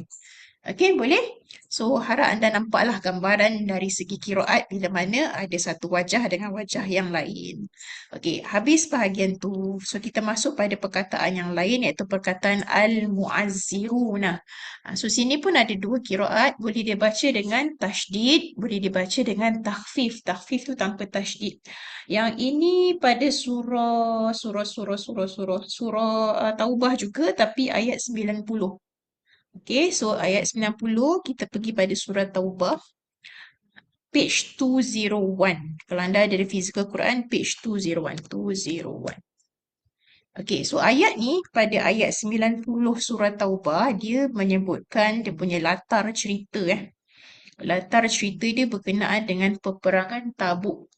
So kalau anda tengok pada sejarah Nabi kita, perang Tabuk tu adalah satu peperangan yang jatuh pada musim panas. Macam sekarang kita lah musim panas, menggelepar semua orang kan kepanasan. Jadi bila perang Tabuk kena keluar musim panas, kebanyakan rasa agak berat. Sebab bila keluar musim panas ni banyak perkara yang kita kena take into account. Satu adalah clothing yang kita nak pakai. Satu lagi nak kena bawa lebih air. Okey, satu lagi cuacanya panas yang buatkan kita cepat penat, cepat letih, cepat haus. So ada banyak perkara yang membuatkan kita rasa tak selesa. Jadi kat situ timbullah golongan yang kalau boleh nak minta Nabi kecualikan daripada perang. So ayat ni, ayat 90 surah Taubah adalah berkenaan dengan perang Tabuk. So di sini dia ada dua bacaan. Okey, dari segi aspek kiraatnya dia ada dua bacaan. Satu kalau dibaca dengan al-mu'ziruna. Al-mu'ziruna dengan tanpa tasydid, ini adalah bacaan Imam Yaqub. Okey, Yaqub seorang aja yang baca dengan al-mu'ziruna dengan tanpa tasydid. Kalau baca dengan tasydid, macam yang kita nampak pada Quran kita adalah bacaan ke semua imam kiraat kecuali Yaqub.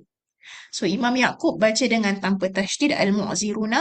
Selain daripada dia termasuklah kita baca dengan ada tasydid. Dan kalau anda tengok bacaan Warsh kan ada ra baris depan kan. Kerana ada ra baris depan sebelum dia kasrah dalam bacaan Warsh, ra ni dibaca tipis. Dia baca al-mu'azziruna. Waja'al mu'azziruna, ru tipis ra-nya. Itu dalam bacaan Warsh lah. So kat sini perubahan yang mana ada tasydid dengan tak ada tasydid dia memberi kesan dari sudut angle tafsir tu. So kita tengok dari sudut angle tafsirnya apa. Anda kembali pada nota ni. So dia kata kat sini dalam ayat ni kalau baca dengan tasydid seperti mana kebanyakan qiraat baca, dia merujuk kepada kelompok munafik yang mana mereka ni meminta excuse. Mu'azzirun daripada perkataan uzur. Uzur tu maknanya excuse. So maknanya mereka meminta untuk menjadi golongan yang diberikan excuse. So kalau baca dengan tasydid merujuk kepada orang yang sengaja nak adakan excuse lah. So tadi kan saya dah beritahu kalau ada tasydid maknanya dia punya perkataan tu ada exaggeration kan. So kat sini maknanya mereka exaggerate lah seolah-olah macam teruk sangatlah keadaan dia sampai nak kena bagi excuse. So yang ada tasydid merujuk kepada golongan yang exaggerate iaitu golongan munafik. Mereka membuat-buat alasan palsu. Dia exaggerate lah dengan alasan palsu yang mana tidak dibenarkan oleh syarak semata-mata nak minta excuse daripada Nabi untuk elak daripada menyertai perang. So kalau al-mu'azziruna refer kepada mereka yang exaggerate iaitu mereka yang dalam kategori munafik. Kemudian satu lagi grup Yang juga meminta untuk dikecualikan adalah golongan yang disebut sebagai al-mu'ziruna. So al-mu'ziruna maknanya golongan yang ada keuzuran. Tapi mereka tak exaggerate. Ni memang sincerely ataupun genuinely ada sebab. So dia merujuk kepada Bani Muqarrin. So mereka memang ada alasan mereka atas keuzuran yang benar-benar tak membolehkan mereka untuk join peperangan. So pada ayat ni Allah menyebutkan tentang dua golongan yang meminta dikecualikan. Satu adalah golongan yang exaggerate tadi, iaitu golongan munafik. Satu lagi golongan yang betul-betul genuine daripada kalangan Arab, yang mana liyu'zana lahum. Mereka meminta untuk kau izinkan ataupun diminta untuk diizinkan bagi mereka tidak menyertai perang dan duduk waqa'adal ladzina kazabu. Dan mereka yang berdusta tu duduk tidak menyertai perang dan membelakangi Allah dan Rasulah. So Allah sebut tentang dua-dua golongan yang meminta excuse ni. Tapi angle-nya apa? Angle-nya adalah kalau kita sambung pada ayat 91, Allah kata laisa 'alal du'afa wala 'alal mardah wala 'alal ladzina la yajiduna ma yunfiquna haraj. So Allah kata kalau golongan yang genuine yang meminta excuse atas sebab mereka tu lemah, mereka tu sakit, mereka tu tak ada kelengkapan perang, maka Allah kata benda tu dimaafkan. Sebab tu dia kata iza nasahu lillah wa rasulihi ma 'alal muhsinina min sabil wallahu ghafurur rahim. So mereka yang genuine ada sebab-sebab yang munasabah ni, Allah kata Allah Maha Pengampun walaupun mereka tak menyertai perang. Tapi mereka yang exaggerate ni sengaja adakan excuse, itu terbalik. Allah tak maafkan, Allah take into account perbuatan mereka. So nampak tak Allah nak sebutkan tentang dua golongan yang meminta excuse tetapi dalam angle yang berbeza. So canggihlah bahasa Al-Quran, dia boleh cakap dua perkara at one go, macam it can shoot two birds with one stone. Dengan hanya dua wajah qiraat sahaja, sikit aja. Okey, tu dari segi angle tafsirnya. So kalau anda masuk kepada makna, satu yang dengan tasydid mereka yang exaggerate, tanpa tasydid mereka yang genuine. Boleh? Nampak tak? Ada soalan setakat tu? So kat sini disebutkan sintesisnya adalah dua cara bacaan ni merangkumi dua kelompok Arab yang berbeza secara serentak dalam satu ayat yang sama. Siapa yang boleh cakap macam tu? Two in one, Allah je. So maknanya Quran tu daripada Allah. Hatta qiraat yang sekecil-kecil ada tasydid, tak ada tasydid pun kita nampak subhanallah indahnya bahasa yang Allah gunakan. Kan? Okey, boleh? Sekarang masuklah kepada perkataan muttakaan. So agak-agak dia cerita pasal apa? Cerita pasal wanita dan bantal-bantal tadi lah yang anda nampak pada permulaan kelas kita.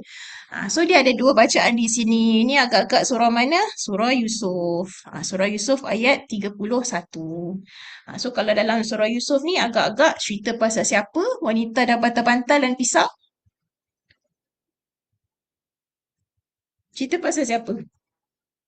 Cerita tentang wanita-wanita Makdatin dalam cerita tu adalah Zulaikha dan juga wanita-wanita yang merupakan isteri-isteri menteri lah pada zaman tu. Okay, dia page 239. Okay, anda boleh buka 239 dalam Quran. Okay, kat sini ada perkataan muttaka'a tu dalam qiraat kita. So, it's verse number 31. Okay, so pada perkataan ni, muttaka'an dia ada dua qiraat. Okey, satu boleh dibaca dengan ada hamzah. Okey, satu baca dengan ada hamzah, satu baca tak ada hamzah. Okey, kita kupas dari segi siapa baca So kalau yang baca dengan tasydid ni, baca dengan hamzah ni, kan ada hamzah muttaka'an, ini adalah bacaan bagi ke semua qura', ke semua qiraat akan dibaca dengan hamzah, dengan huruf hamzah lah. Tapi ada satu lagi bacaan iaitu dibaca dengan muttakan. Muttakan. Ini adalah bacaan siapa? Abu Ja'far. Abu Ja'far adalah imam yang ke-8. Okay. So dia baca dengan tanpa hamzah. Dia baca dengan muttakan. Selain daripada Abu Ja'far, semua baca dengan muttakaan. So ada perbezaan tak? Ada perubahan sikit kan? Ada perbezaan tak? So situ diteliti lah. Okey, kemudian perkataan ni, muttakaan ni, Muttakan ni, bacaan dengan muttakan dibaca oleh Abu Ja'far dan satu lagi saya tertinggal, dan Imam Hamzah. Okey, tapi Imam Hamzah membaca dengan muttakan ketika waqaf sahaja. So kalau bacaan Hamzah, bila mana dia waqaf tempat yang ada Hamzah dalamnya, dia tak akan baca huruf Hamzah tu ketika waqaf. Dia baca dengan hilangkan Hamzah. Tu dalam bacaan Hamzah ketika waqaf lah. So ada dua wajah, muttakan dengan muttakan. So kita tengok ada tak perubahan ataupun ada tak impact dari sudut angle tafsirnya. So kalau anda tengok latar cerita, dia adalah berkenaan dengan Zulaikha. Dia tak puas hati sebab tersebar berita skandal dia di negeri tu yang mana wanita-wanita isteri-isteri menteri ni bercakap sesama sendiri bahawa yang Zulaikha ni gila bayang. So mereka macam menghina dia lah, seolah-olah macam dia ni dah tak boleh membezakan antara seorang pelayan berstatus hamba dengan seorang lelaki yang boleh dijadikan teman hidup lah, ibarat macam tu. Jadi mereka sebarkan gosip tu, maka Zulaikha pun tak puas hati. Jadi dalam ayat ni disebutkan falamma sami'at bimakrihinna, bila mana dia mendengar makar tu maknanya gosip yang mereka sebarkan, maka arsalat ilaihinna, dia menghantarkan utusan jemputan kepada kesemua datin-datin ni ataupun isteri-isteri menteri ni. Kemudian wa'atadat lahunna muttaka'a, dia dudukkan mereka di satu tempat yang macam lounge di rumah dia yang ada yang disebut sebagai muttaka'an. Muttaka'an tu adalah satu setting yang kita tengok tafsir ya. Sebentar sebelum saya cakap further. So kalau anda tengok kat sini dengan tasydid muttaka'an Mutakaan maknanya dia adalah satu setting yang kita nampak secara keseluruhan. The first angle yang anda nampak tu, maknanya tempat tu dia ada tempat duduk, tempat sandar, tempat bantal macam lounge. Okay? Lepas tu di situ pun diletakkan makanan. So maknanya dia adalah seperti satu tempat ruang rehat yang eksklusif yang di mana di situ dijadikan ruang santai dan ruang makan. Itu yang kalau kita baca dengan muttakaan. Okey, dibaca dengan tasydid, dibaca dengan hamzah. Okey, muttakaan. Kalau dibaca dengan tanpa hamzah, iaitu dibaca dengan sekejap ini tulis mutkan. Actually muttakan, betul kan? Ni bukan sukun Ni adalah tasydid tapi dia tak ada hamzah. Betul kan? Dia bukan takhfif. Anda betulkan di sini tanpa hamzah. Sekejap saya double check. Takut salah. Okay, so Surah Yusuf ni page berapa? This is page 291. Sebentar just 1 minute. 291.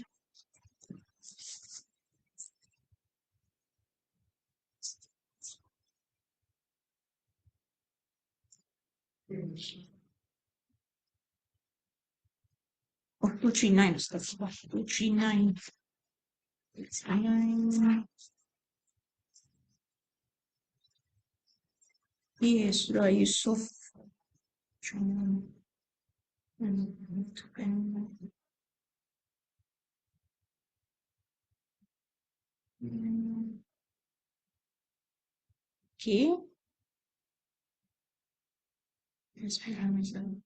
Okay, ya. So kat sini perkataan dia muttaka'an ni ada dua wajah, satu dengan hamzah, satu tak ada hamzah. So anda betulkan pada nota ni, dia bukan takhfif, dia tanpa hamzah. So betulkan perkataan dia adalah muttakan. Kita baca muttaka'an. Kita baca muttaka'an. Dia baca sama macam kita tapi tak ada hamzah. Muttakan. Jangan saya tulis kat sini muttakan. Okay, muttakan. Okay, this one is tanpa huruf hamzah. Okay, dibaca dengan muttakan. Dia tak ada hamzah kat belakang. Yang ini muttaka'an. Muttaqa'an. Dia ada hamzah. The same word tapi yang bacaan baki qurra selain daripada Abu Ja'far dia ada hamzah. So apa dia punya impact dia? Kalau dengan hamzah dia refer kepada the setting as a whole. Bilik lounge yang ada tempat sandar, yang ada bantal-bantal dan kita boleh relax, boleh chill, lepas tu boleh makan. Okey, boleh makan di situ. So, dia tempat makan yang eksklusif lah, tempat bersandar dan sebagainya. Okey, kalau tanpa hamzah, muttakan, dia hanya merujuk kepada makanan yang dihidang. Lazimnya kalau muttakan refer kepada satu jenis buah yang citrusy. Sama ada oren ke, sama ada apa, yang sewaktu dengan dia lah, oren ke, lemon ke, apa lagi, grapefruit if I'm not wrong. Kalau di Mesir ni saya cerita dia punya local history. Local history kata buah yang digunakan oleh Zulaikha adalah blood orange. Kata orang lokal sana lah, betul ke tidak, wallahu alam, dia adalah blood orange. Sebab blood orange tu pun dalam kategori buah-buahan muttakan tadi. Dan buah tu sangat popular di Mesir, especially di kalangan orang-orang hartawan ni lah, sebab buah tu agak rare compared to the other oranges, kata mereka. Betul ke tidak, Allahu alam. Itu adalah pandangan local historian. Okey, jadi kat sini kalau dibaca dengan muttakan, bermaksud cerita tu angle dia fokus kepada benda yang dimakan, benda yang dikupas.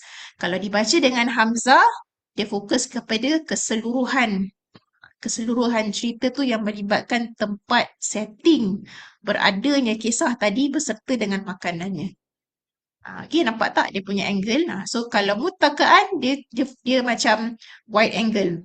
Kalau muttakan dia ibarat macam kita pakai zoom lens. Kita zoom kepada benda yang dimakan dan dikupas, yang mana benda tu adalah buah lah. Buah berbentuk citrusy yang perlu mereka kupas dengan pisau.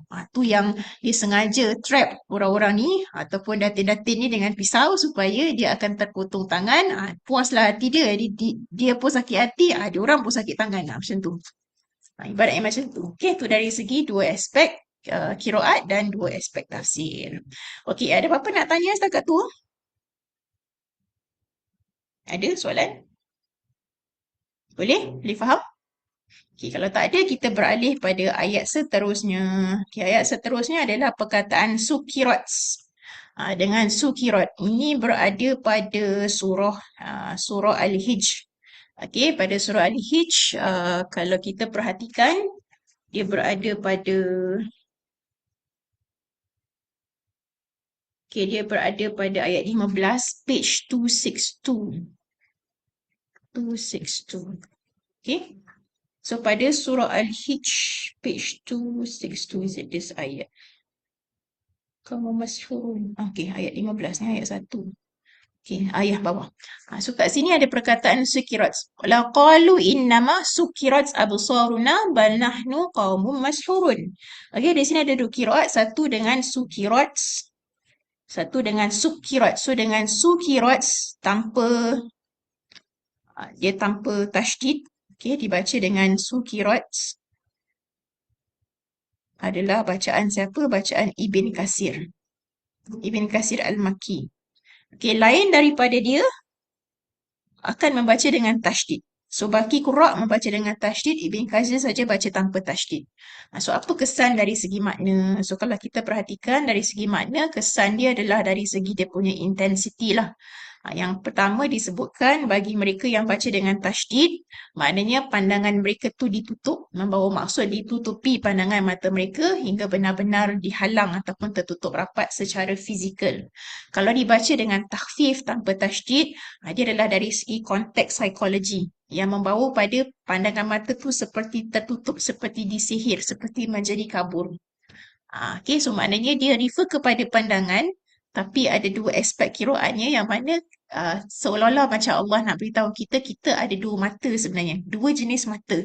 Satu mata fizikal, kalau tertutup masih lagi okey lagi sebab kita punya mata hati tu masih nampak kan. Tapi kalau mata hati kita tu dah tertutup, dia masalah yang lebih besar. Okay, maknanya ada dua pandangan yang kita ada pada diri kita. Satu pandangan mata hati, mata batin kita, satu mata fizikal kita.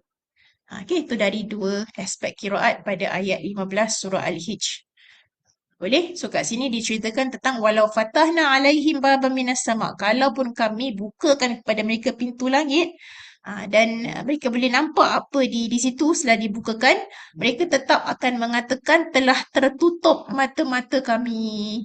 Tapi mereka tu, maknanya mereka yang meminta supaya dibukakan pintu langit. Kalau dibukakan pun, mereka yang tak nak beriman ni akan bagi excuse, oh mata kami tertutup lah, tu kami tak nampak. Tu kalau sukirat dengan mata fizikal. Kalau sukirat dengan tanpa tasydid, dia refer kepada mata hati. So kalau mereka yang tak beriman ni ibarat orang-orang yang kalau dibukakan pun pintu langit, mata hati mereka tertutup, mata fizikal pun mereka tertutup. Ibarat macam memang totally buta. Dia tak akan nampak kebenaran sebab mereka memang menolak kebenaran. Itu maksud ayat ni lah dari segi dua aspek tafsir tadi. Okey, boleh? Ada soalan? Tak ada. Okey, kita masuk pada yang seterusnya. Yang seterusnya ni adalah perkataan min tahtiha. Okey, kat sini ada dua kiraat. Ini adalah pada perkataan dalam sebentar surah Maryam tak silap saya. Okey, ya betul. Ini dalam surah Maryam ayat 34. Betul tak bawah ni? Ya, surah Maryam no 24. Okey, surah Maryam ayat 24. So kalau anda tengok pada surah Maryam ayat 24 ni, dia berkenaan dengan cerita Sayyidatina Maryam ketika dia nak melahirkan anak. So kat sini dia page 310. Okay, so we go to page 310. Okay, di sini kalau anda perhatikan pada ayat 24. Betul tak saya?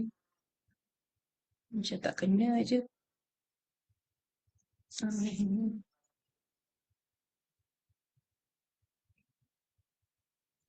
So verse number 24. Kita baca. Okay. Okay, di sini. Okay, so pada ayat ni, fanadaha min tahtiha alla tahzani qad ja'ala rabbuki tahtaki sariyah. So ini adalah bahagian kisah yang mana Sayyidatina Maryam nak melahirkan anak, maka dia berada dekat dengan pohon kurma. Dan dia berasa sangat down, sangat sedih sebab dia tahu bila dia lahirkan, bila dia bawa anak ni nanti, mesti ada banyak cemuhan yang akan datang. Jadi bila dalam keadaan sedih, dia dengar ada suara daripada bawahnya. Min tahtiha. Okey, yang mana mengatakan janganlah sedih. Okey, so kat sini ada dua kiraat. So ada dua kiraat yang mana dia ada dibaca dengan baris bawah dan boleh dibaca dengan baris atas.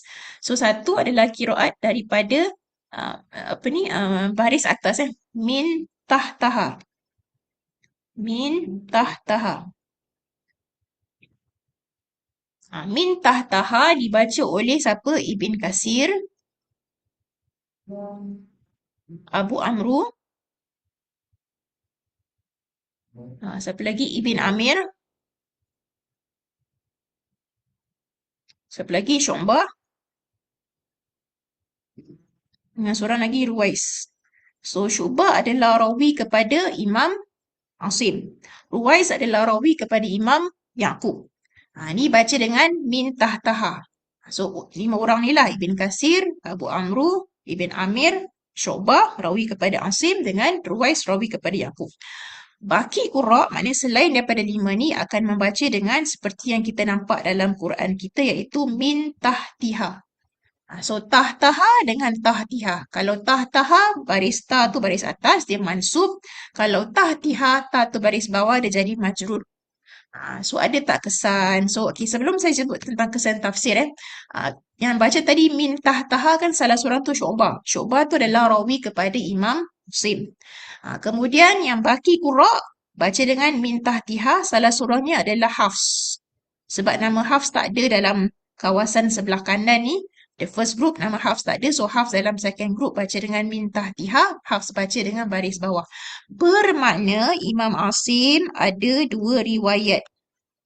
Imam Asim ada 2 riwayat. Riwayat pertama bacaan Syu'bah dengan min tahtaha.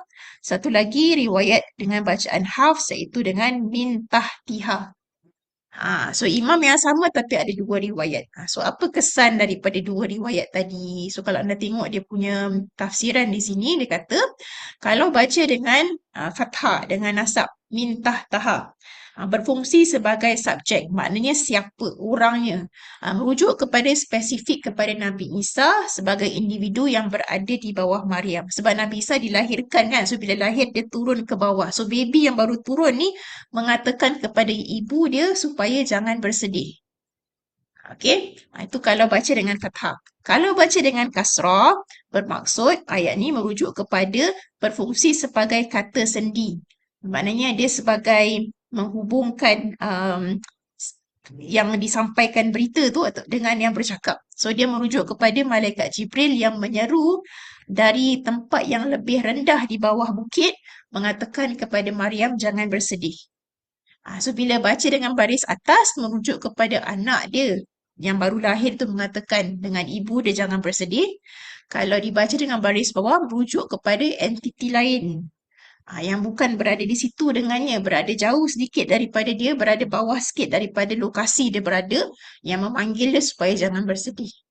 So ada dua angle di sini bermakna Sayyidatina Maryam dipujuk oleh anak dia sendiri dan dia dengar Jibril mengatakan jangan bersedih. Itu dari segi pandangan tafsir lah berdasarkan dua angle qiraat. So cerita yang sama tentang orang yang sama tetapi daripada skop yang berbeza dalam hal siapa yang memujuk dia ketika dia sedih tadi. Boleh? Ada soalan? Okey. So kita ada sikit masa lagi. Perkataan muqaman dengan maqaman. Maqaman. Ini adalah dua perkataan dalam dalam surah Maryam. Ya, surah Maryam betul. Surah Maryam ayat 73. Dia page 310 tak silap saya. So let's go. 310.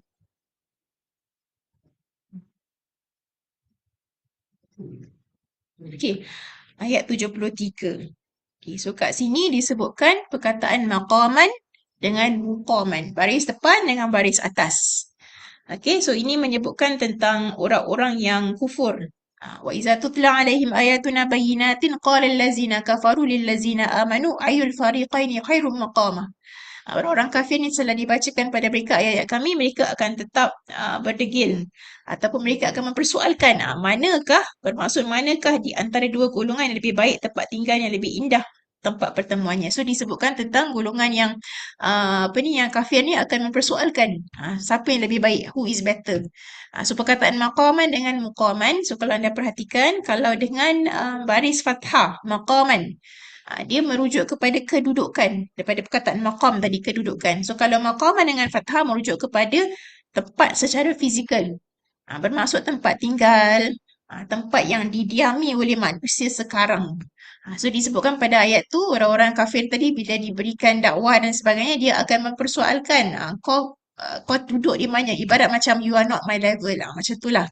Kau punya level kat mana, tempat kau kat dunia kat mana, kau sekadar duduk tempat yang bukan golongan elit, so kau tak berhak menegur kami, ibarat macam tu. Okey, tapi kalau disebut ni, kalau kita baca dengan maqaman maqaman tu merujuk pada kedudukan secara fizikal, tempat keberadaan ataupun status lah, maksudnya status sosial. Okey, kemudian kalau disebut dengan muqaman adalah dengan baris depan, adalah tempat yang mana tempat tu tidak dapat dilihat tapi lebih kepada yang pasif, yang dianggap oleh masyarakat. So kalau kita sebut maqaman dengan fathah bermaksud tempat kedudukan as in physical location. Maknanya kalau golongan kaya dia ada tempat tertentu yang dia duduk. Ada kawasan orang-orang yang dianggap elit, ada kawasan dia.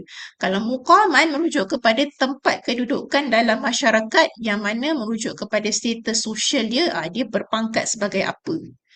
So dua qiraat tu merangkumi dua angle tafsir yang mana mereka akan mempersoalkan orang yang bertanya ataupun orang yang ditujukan tu, orang kafir dalam ayat yang disebut tu akan mempersoalkan tentang orang yang cuba mendakwah mereka, kamu ni berada di mana ni sebenarnya, where is your level dari segi state sosialnya ataupun mana level kamu dari segi kedudukan material wealthnya. Kamu tak duduk di perumahan elit macam kami, so you don't have the right to say, ibarat macam itulah. Itu maksud antara dua qiraat, muqaman dengan maqaman. Muqaman status yang kita persif, maqaman adalah kedudukan ataupun status dari sudut fizikal yang kita nampak. Okey, boleh? Ada soalan? Okey. Kalau tak ada, kita masuk sikit berapa banyak. Lagi 1, 2, 3, 4.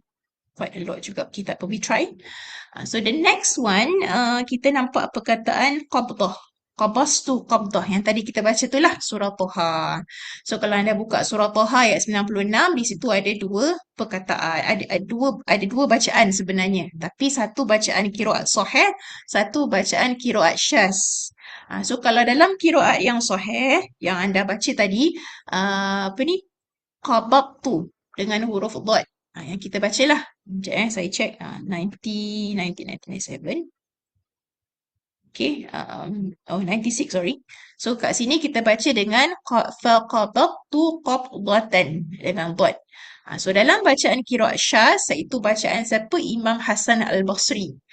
So nama Hasan Al-Basri kita kenal sebagai salah satu tokoh sufi. Tapi dari segi qiraat dia termasuk dalam kategori syaz. Cuma kadang tu digunakan juga dalam aspek penafsiran. So kalau dalam bacaan syaz, iaitu bacaan Imam Hasan Al-Basri, dibaca dengan qabastu dengan sad. So kalau dibaca dengan qabastu bermaksud kita mengambil sesuatu, iaitu tanah, kita mengambil dengan mencubit sikit. Maknanya kita ambil dengan hujung jari. Okay, kalau qabadtu maknanya kita ambil dengan genggaman tangan. Maknanya kita ambil tu kuantiti dia lebih banyak. Okay, kita genggam. Kita genggam tu maknanya lebih banyak. So dari segi penafsiran, pentafsir still consider qiraat yang bukan sahih ni, qiraat syaz ni, untuk melihat angle yang berbeza dalam bab tafsir. So maknanya Samiri genggam tanah tu macam mana? Dia genggam dengan keseluruhan genggamannya, dan dengan hujung jari dia tu mungkin dia mencampakkan ke dalam patung lembu tu, menyebabkan dia jadi seolah-olah hidup. So dia ambil kira dari sudut actionnya lah, tangan tu macam mana digenggam ataupun dia cuma cubit aja. Sebab kalau kita genggam banyak, cubit tu sikit. So dia akan nampakkan dua angle action tadi. Boleh? Okay, ada soalan? Okay, kalau tak ada, kita masuk kepada surah Al-Qasas. Okay, ayat 48 surah Al-Qasas. Di sini ada perkataan sahiran dengan sihron. Okay, mungkin anda akan tanya macam mana boleh ada sahiran? Adakah ada alif yang ditulis? Okay, dia tidak ada alif. Tulisannya tanpa alif selepas sin sebenarnya. So kalau anda nampak dalam Quran, tulisan tu adalah dengan sin ha. Sin terus ha, iaitu ditulis dengan macam ni. Okay. So dia ada dua qiraat. Satu dibaca dengan sahirani. Satu dibaca dengan sihrani. So dari segi resam, dua-dua samalah ditulis dengan sin, ha, ra, nun. Alif ni hanya ditambah dari sudut dia punya penandaan dot sahaja. Okay, so kat situ ada dua angle. So siapa yang baca dengan apa? Kalau baca dengan sihron, yang baca dengan sihron adalah kesemua ulama qiraat daripada Kufah. Seperti Asim, Hamzah, Kisai. So Asim, Hamzah, Kisai akan baca dengan sihron. Okay, yang lain daripada tu membaca dengan sahiron. Kalau sihron merujuk kepada kepada bendanya. Okay, so kita tengok dari segi tafsir sebentar ya. Okay, kat sini disebutkan, kalau disebutkan sihron, menyebut tentang benda sihirnya. Dua sihir, maknanya kata benda, maknanya benda yang disihirkan. Okay, maknanya kalau disebut tentang sihron, menyebut tentang Nabi Musa tu dituduh oleh pihak Firaun mengatakan bahawa kalau tengok ayat ni qalu sihrani tazahara. Mereka menuduh Nabi Musa itu adalah dua benda sihir yang Nabi Musa berikan.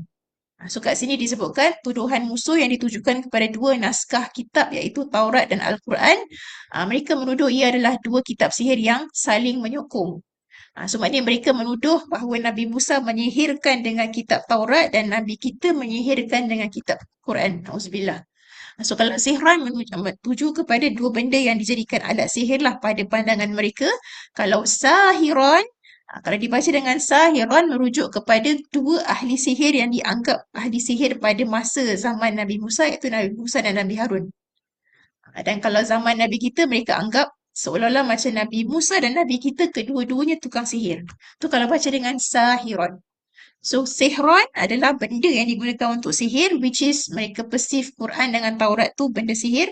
Kalau sahiran merujuk kepada dua tukang sihir, sama ada Nabi Musa dan Harun kalau ikut konteks zaman tu, ataupun kalau ikut konteks zaman kita dan zaman Nabi Musa, mereka anggap Nabi kita dan Nabi Musa kedua-dua adalah ahli sihir. Na'udzubillah.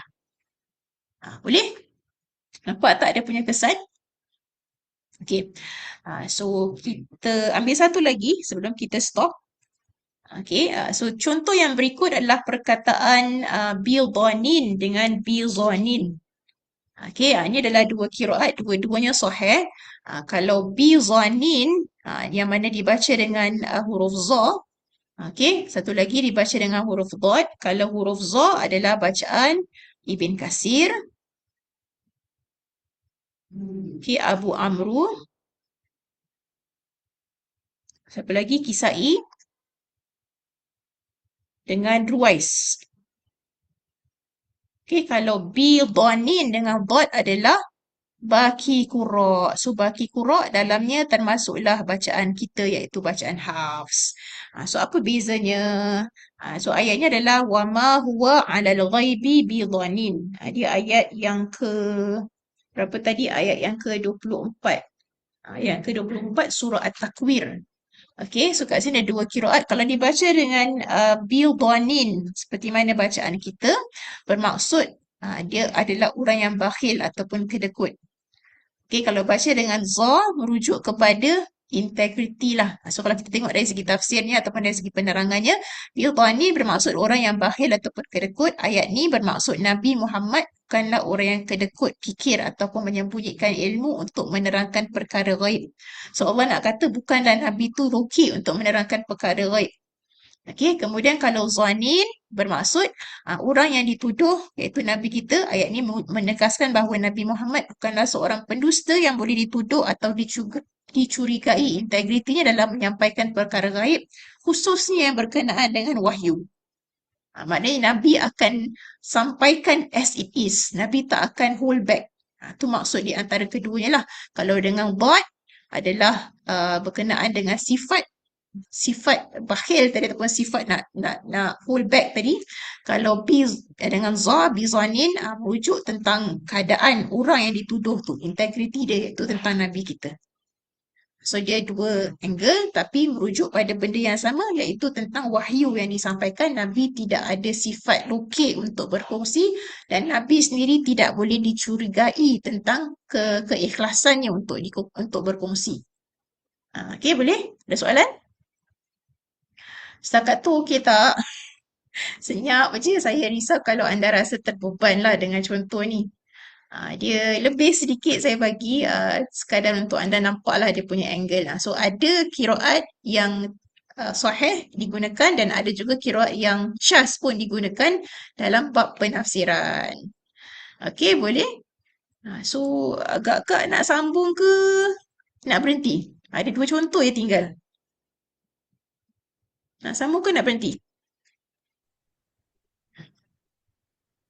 Sambung Ustazah. Okay, sambunglah sikit aja. Okay, so anda ketepikan a bit of space. Okay, so perkataan seterusnya adalah perkataan zuhruf. Kita pernah dengar surah Zuhruf kan? Jadi zuhruf ni para ulama nak tahu apa sebenarnya maksud zuhruf dalam surah Al-Isra. Tapi mereka tak dapat nak agak maksud ni sebab dalam qiraat yang sahih dia tak menerangkan. Tapi dalam bacaan yang satu lagi adalah bacaan yang syaz, dia menyebutkan tentang apa maksud zuhruf. Okay, so kalau kita tengok sekejap ya. Zuhruf.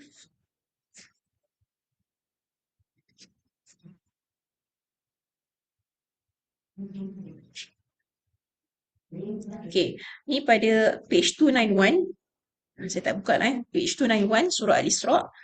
So dalam ayat ni dia menyebutkan tentang zuhruf, tetapi para ulama tafsir tak dapat agak zuhruf tu adalah rumah yang macam mana. Tapi dia ada bacaan yang membaca dengan baitun min zahab. Okey, ini adalah pada bacaan sebentar ya. Dia daripada bacaan siapa? Sebentar ya. Bismillah. Let's,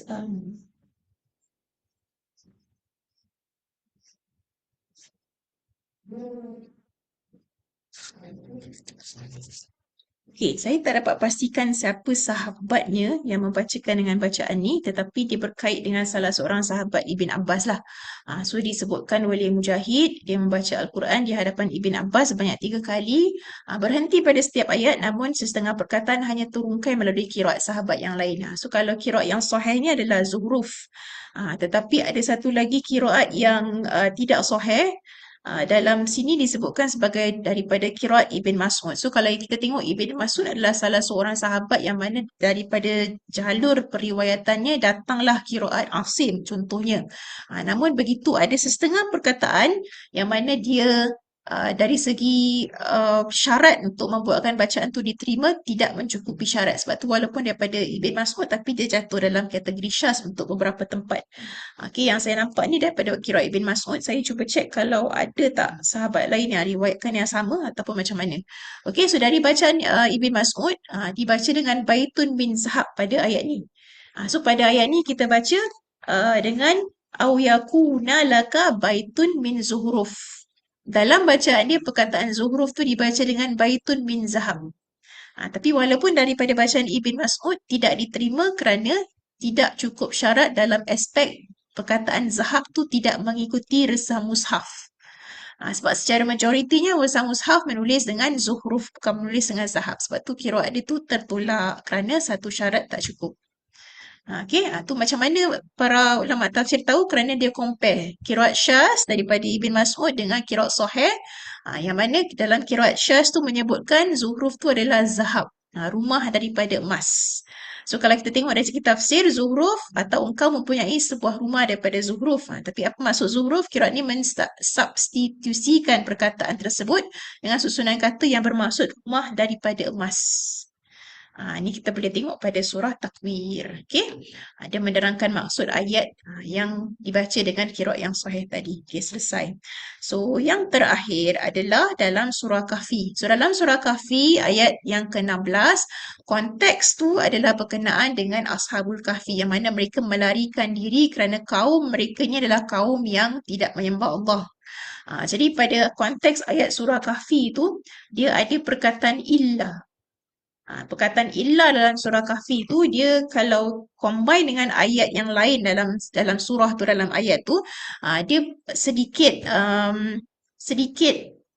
tidak begitu jelas. Adakah yang tidak menyembah Allah tu siapa? Tak begitu jelas. Jadi untuk lebih menjelaskan siapakah kaum yang tak menyembah Allah, mereka melihat kepada konteks dalam bacaan Mushaf Ibn Mas'ud. Yang mana dalam perkataan ni pun dia ada bacaan yang berbeza daripada yang lain yang dikira sebagai tawatur yang mana dalam Mushaf Ibn Mas'ud dibaca dengan min dunillah. Tapi kat sini dalam Mushaf majoriti baca dengan illallah. So untuk betul-betul nak confirmkan betul tak golongan yang disebutkan dalam ayat tu siapa, maka di compare dua-dua qiraat yang mana kalau baca dengan illallah dan apa yang mereka sembah kecuali Allah. Okey, yang bermaksud golongan yang Ashabul Kahfi tu jauhkan diri adalah golongan yang menyembah kecuali Allah. So golongan ni menyembah yang lain selain daripada Allah. Nak confirmkan melalui apa? Dengan qiraat Ibn Mas'ud. Sebab kalau kita tengok konteks ayat tu, jangan kita pergi pada ayat tu surah Kahfi, just untuk anda nampak. Okey, suratul Kahfi. Okey.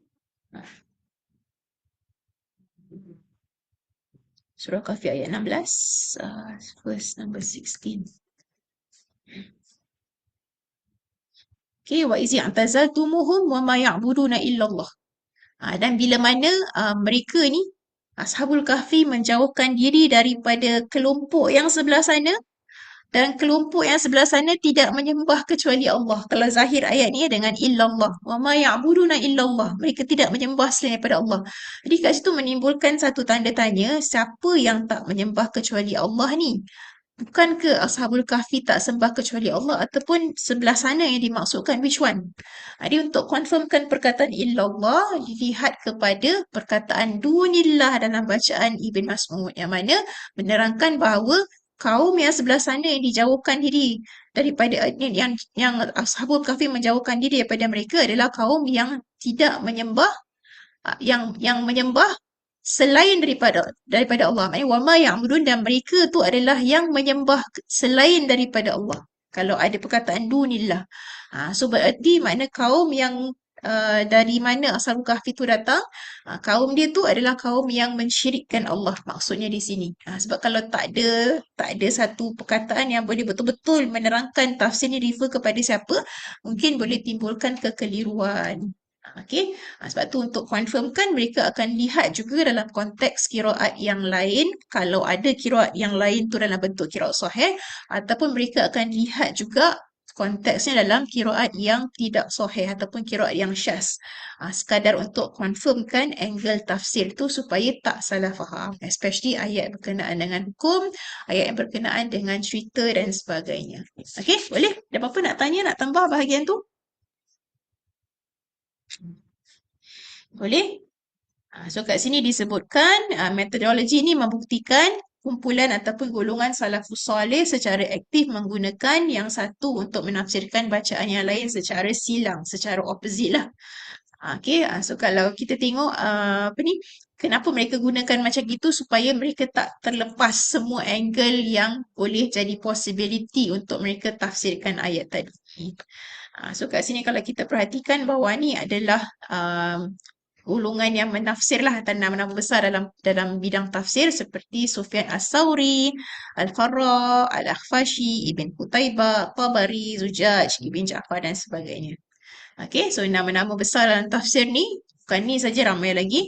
Mereka akan adopt metodologi yang disebutkan di atas. Maknanya dia ada SOP yang tertentu. Pertama, akan tafsirkan Quran dengan Quran. Maknanya tafsirkan satu ayat dengan ayat yang lain, dan mereka juga akan melihat aspek kiraatnya sekali. Dan lepas tu mereka akan tengok aspek hadisnya, apa komentar Nabi tentang ayat ni, dan mereka juga akan tengok apa komentar sahabat, dan mereka pun akan tengok aspek lain dari aspek sejarah dan sebagainya yang berkaitan dengan ayat tu supaya dia punya tafsiran tu lebih holistik. Tu maksudnya. Tu cara kita lah dalam bentuk SOP tafsir. Tapi kalau orientalis, cara mereka berbeza. Boleh? Ada soalan? Okey, setakat tu saya harap anda nampak the other angle in terms of qiraat. Dia bukan sekadar cara sebut, cara baca je, tapi dia memberi kesan dari sudut tafsir. Ini dari sudut tafsir makna. InsyaAllah minggu depan kita masuk dari sudut tafsiran berkenaan dengan hukum. InsyaAllah. So anda akan lebih nampak kenapa ada certain mazhab tu mungkin lebih strict. Misalnya macam mazhab kita, mazhab Imam Syafi'i, bila tersentuh aja batal dari wuduk. Bila sentuh kulit lelaki dengan perempuannya batal wuduk, hatta suami isteri. Tapi dalam mazhab yang lain mereka lebih lenient bab tu. Kerana ambil daripada kiraat berbeza. Kalau mazhab Imam Syafi'i, kalau tak silap saya, dia Imam Syafi'i ni membaca ataupun berpandukan bacaan Ibn Katsir Al-Makki. Sebab Imam Syafi'i kan asalnya berada di Mekah, jadi dia menggunakan ataupun istinbat ataupun keluarkan hukum berdasarkan kiraat Ibn Katsir Al-Makki. Okay, nanti kita akan tengoklah perbezaan antara kiraat kiraat Hafs tadi dan juga kiraat Warsh. Kita ambil dua lah, kalau banyak nanti pening pula kan. Ambil dua kiraat tu insyaAllah minggu depan. Kita tengok dia punya kesan dari sudut fiqhnya. So anda boleh nampak lah kenapa benda ni macam ni pada satu mazhab dan di mazhab yang lain mungkin sedikit berbeza. Boleh? Ada apa-apa nak tanya, nak tambah sebelum kita tutup? Okay, kalau tak ada, kita akhiri dengan tasbih kafarah dan surah Al-Asr. Bismillahirrahmanirrahim. Subhanakallahumma bihamdika asyhadu an la ilaha illa anta astaghfiruka wa atubu ilaik. Wal 'asri innal insana lafi khusr illa alladhina amanu wa 'amilus solihat wa tawasaw bil haqqi wa tawasaw bis sabr. Wa sallallahu ala sayyidina Muhammadin wa ala alihi wa sahbihi wa sallam walhamdulillahi rabbil alamin. Okay, assalamualaikum warahmatullahi wabarakatuh. Terima kasih Terima kasih semua. Ustazah. Thank you, Ustazah. Sama-sama. Welcome.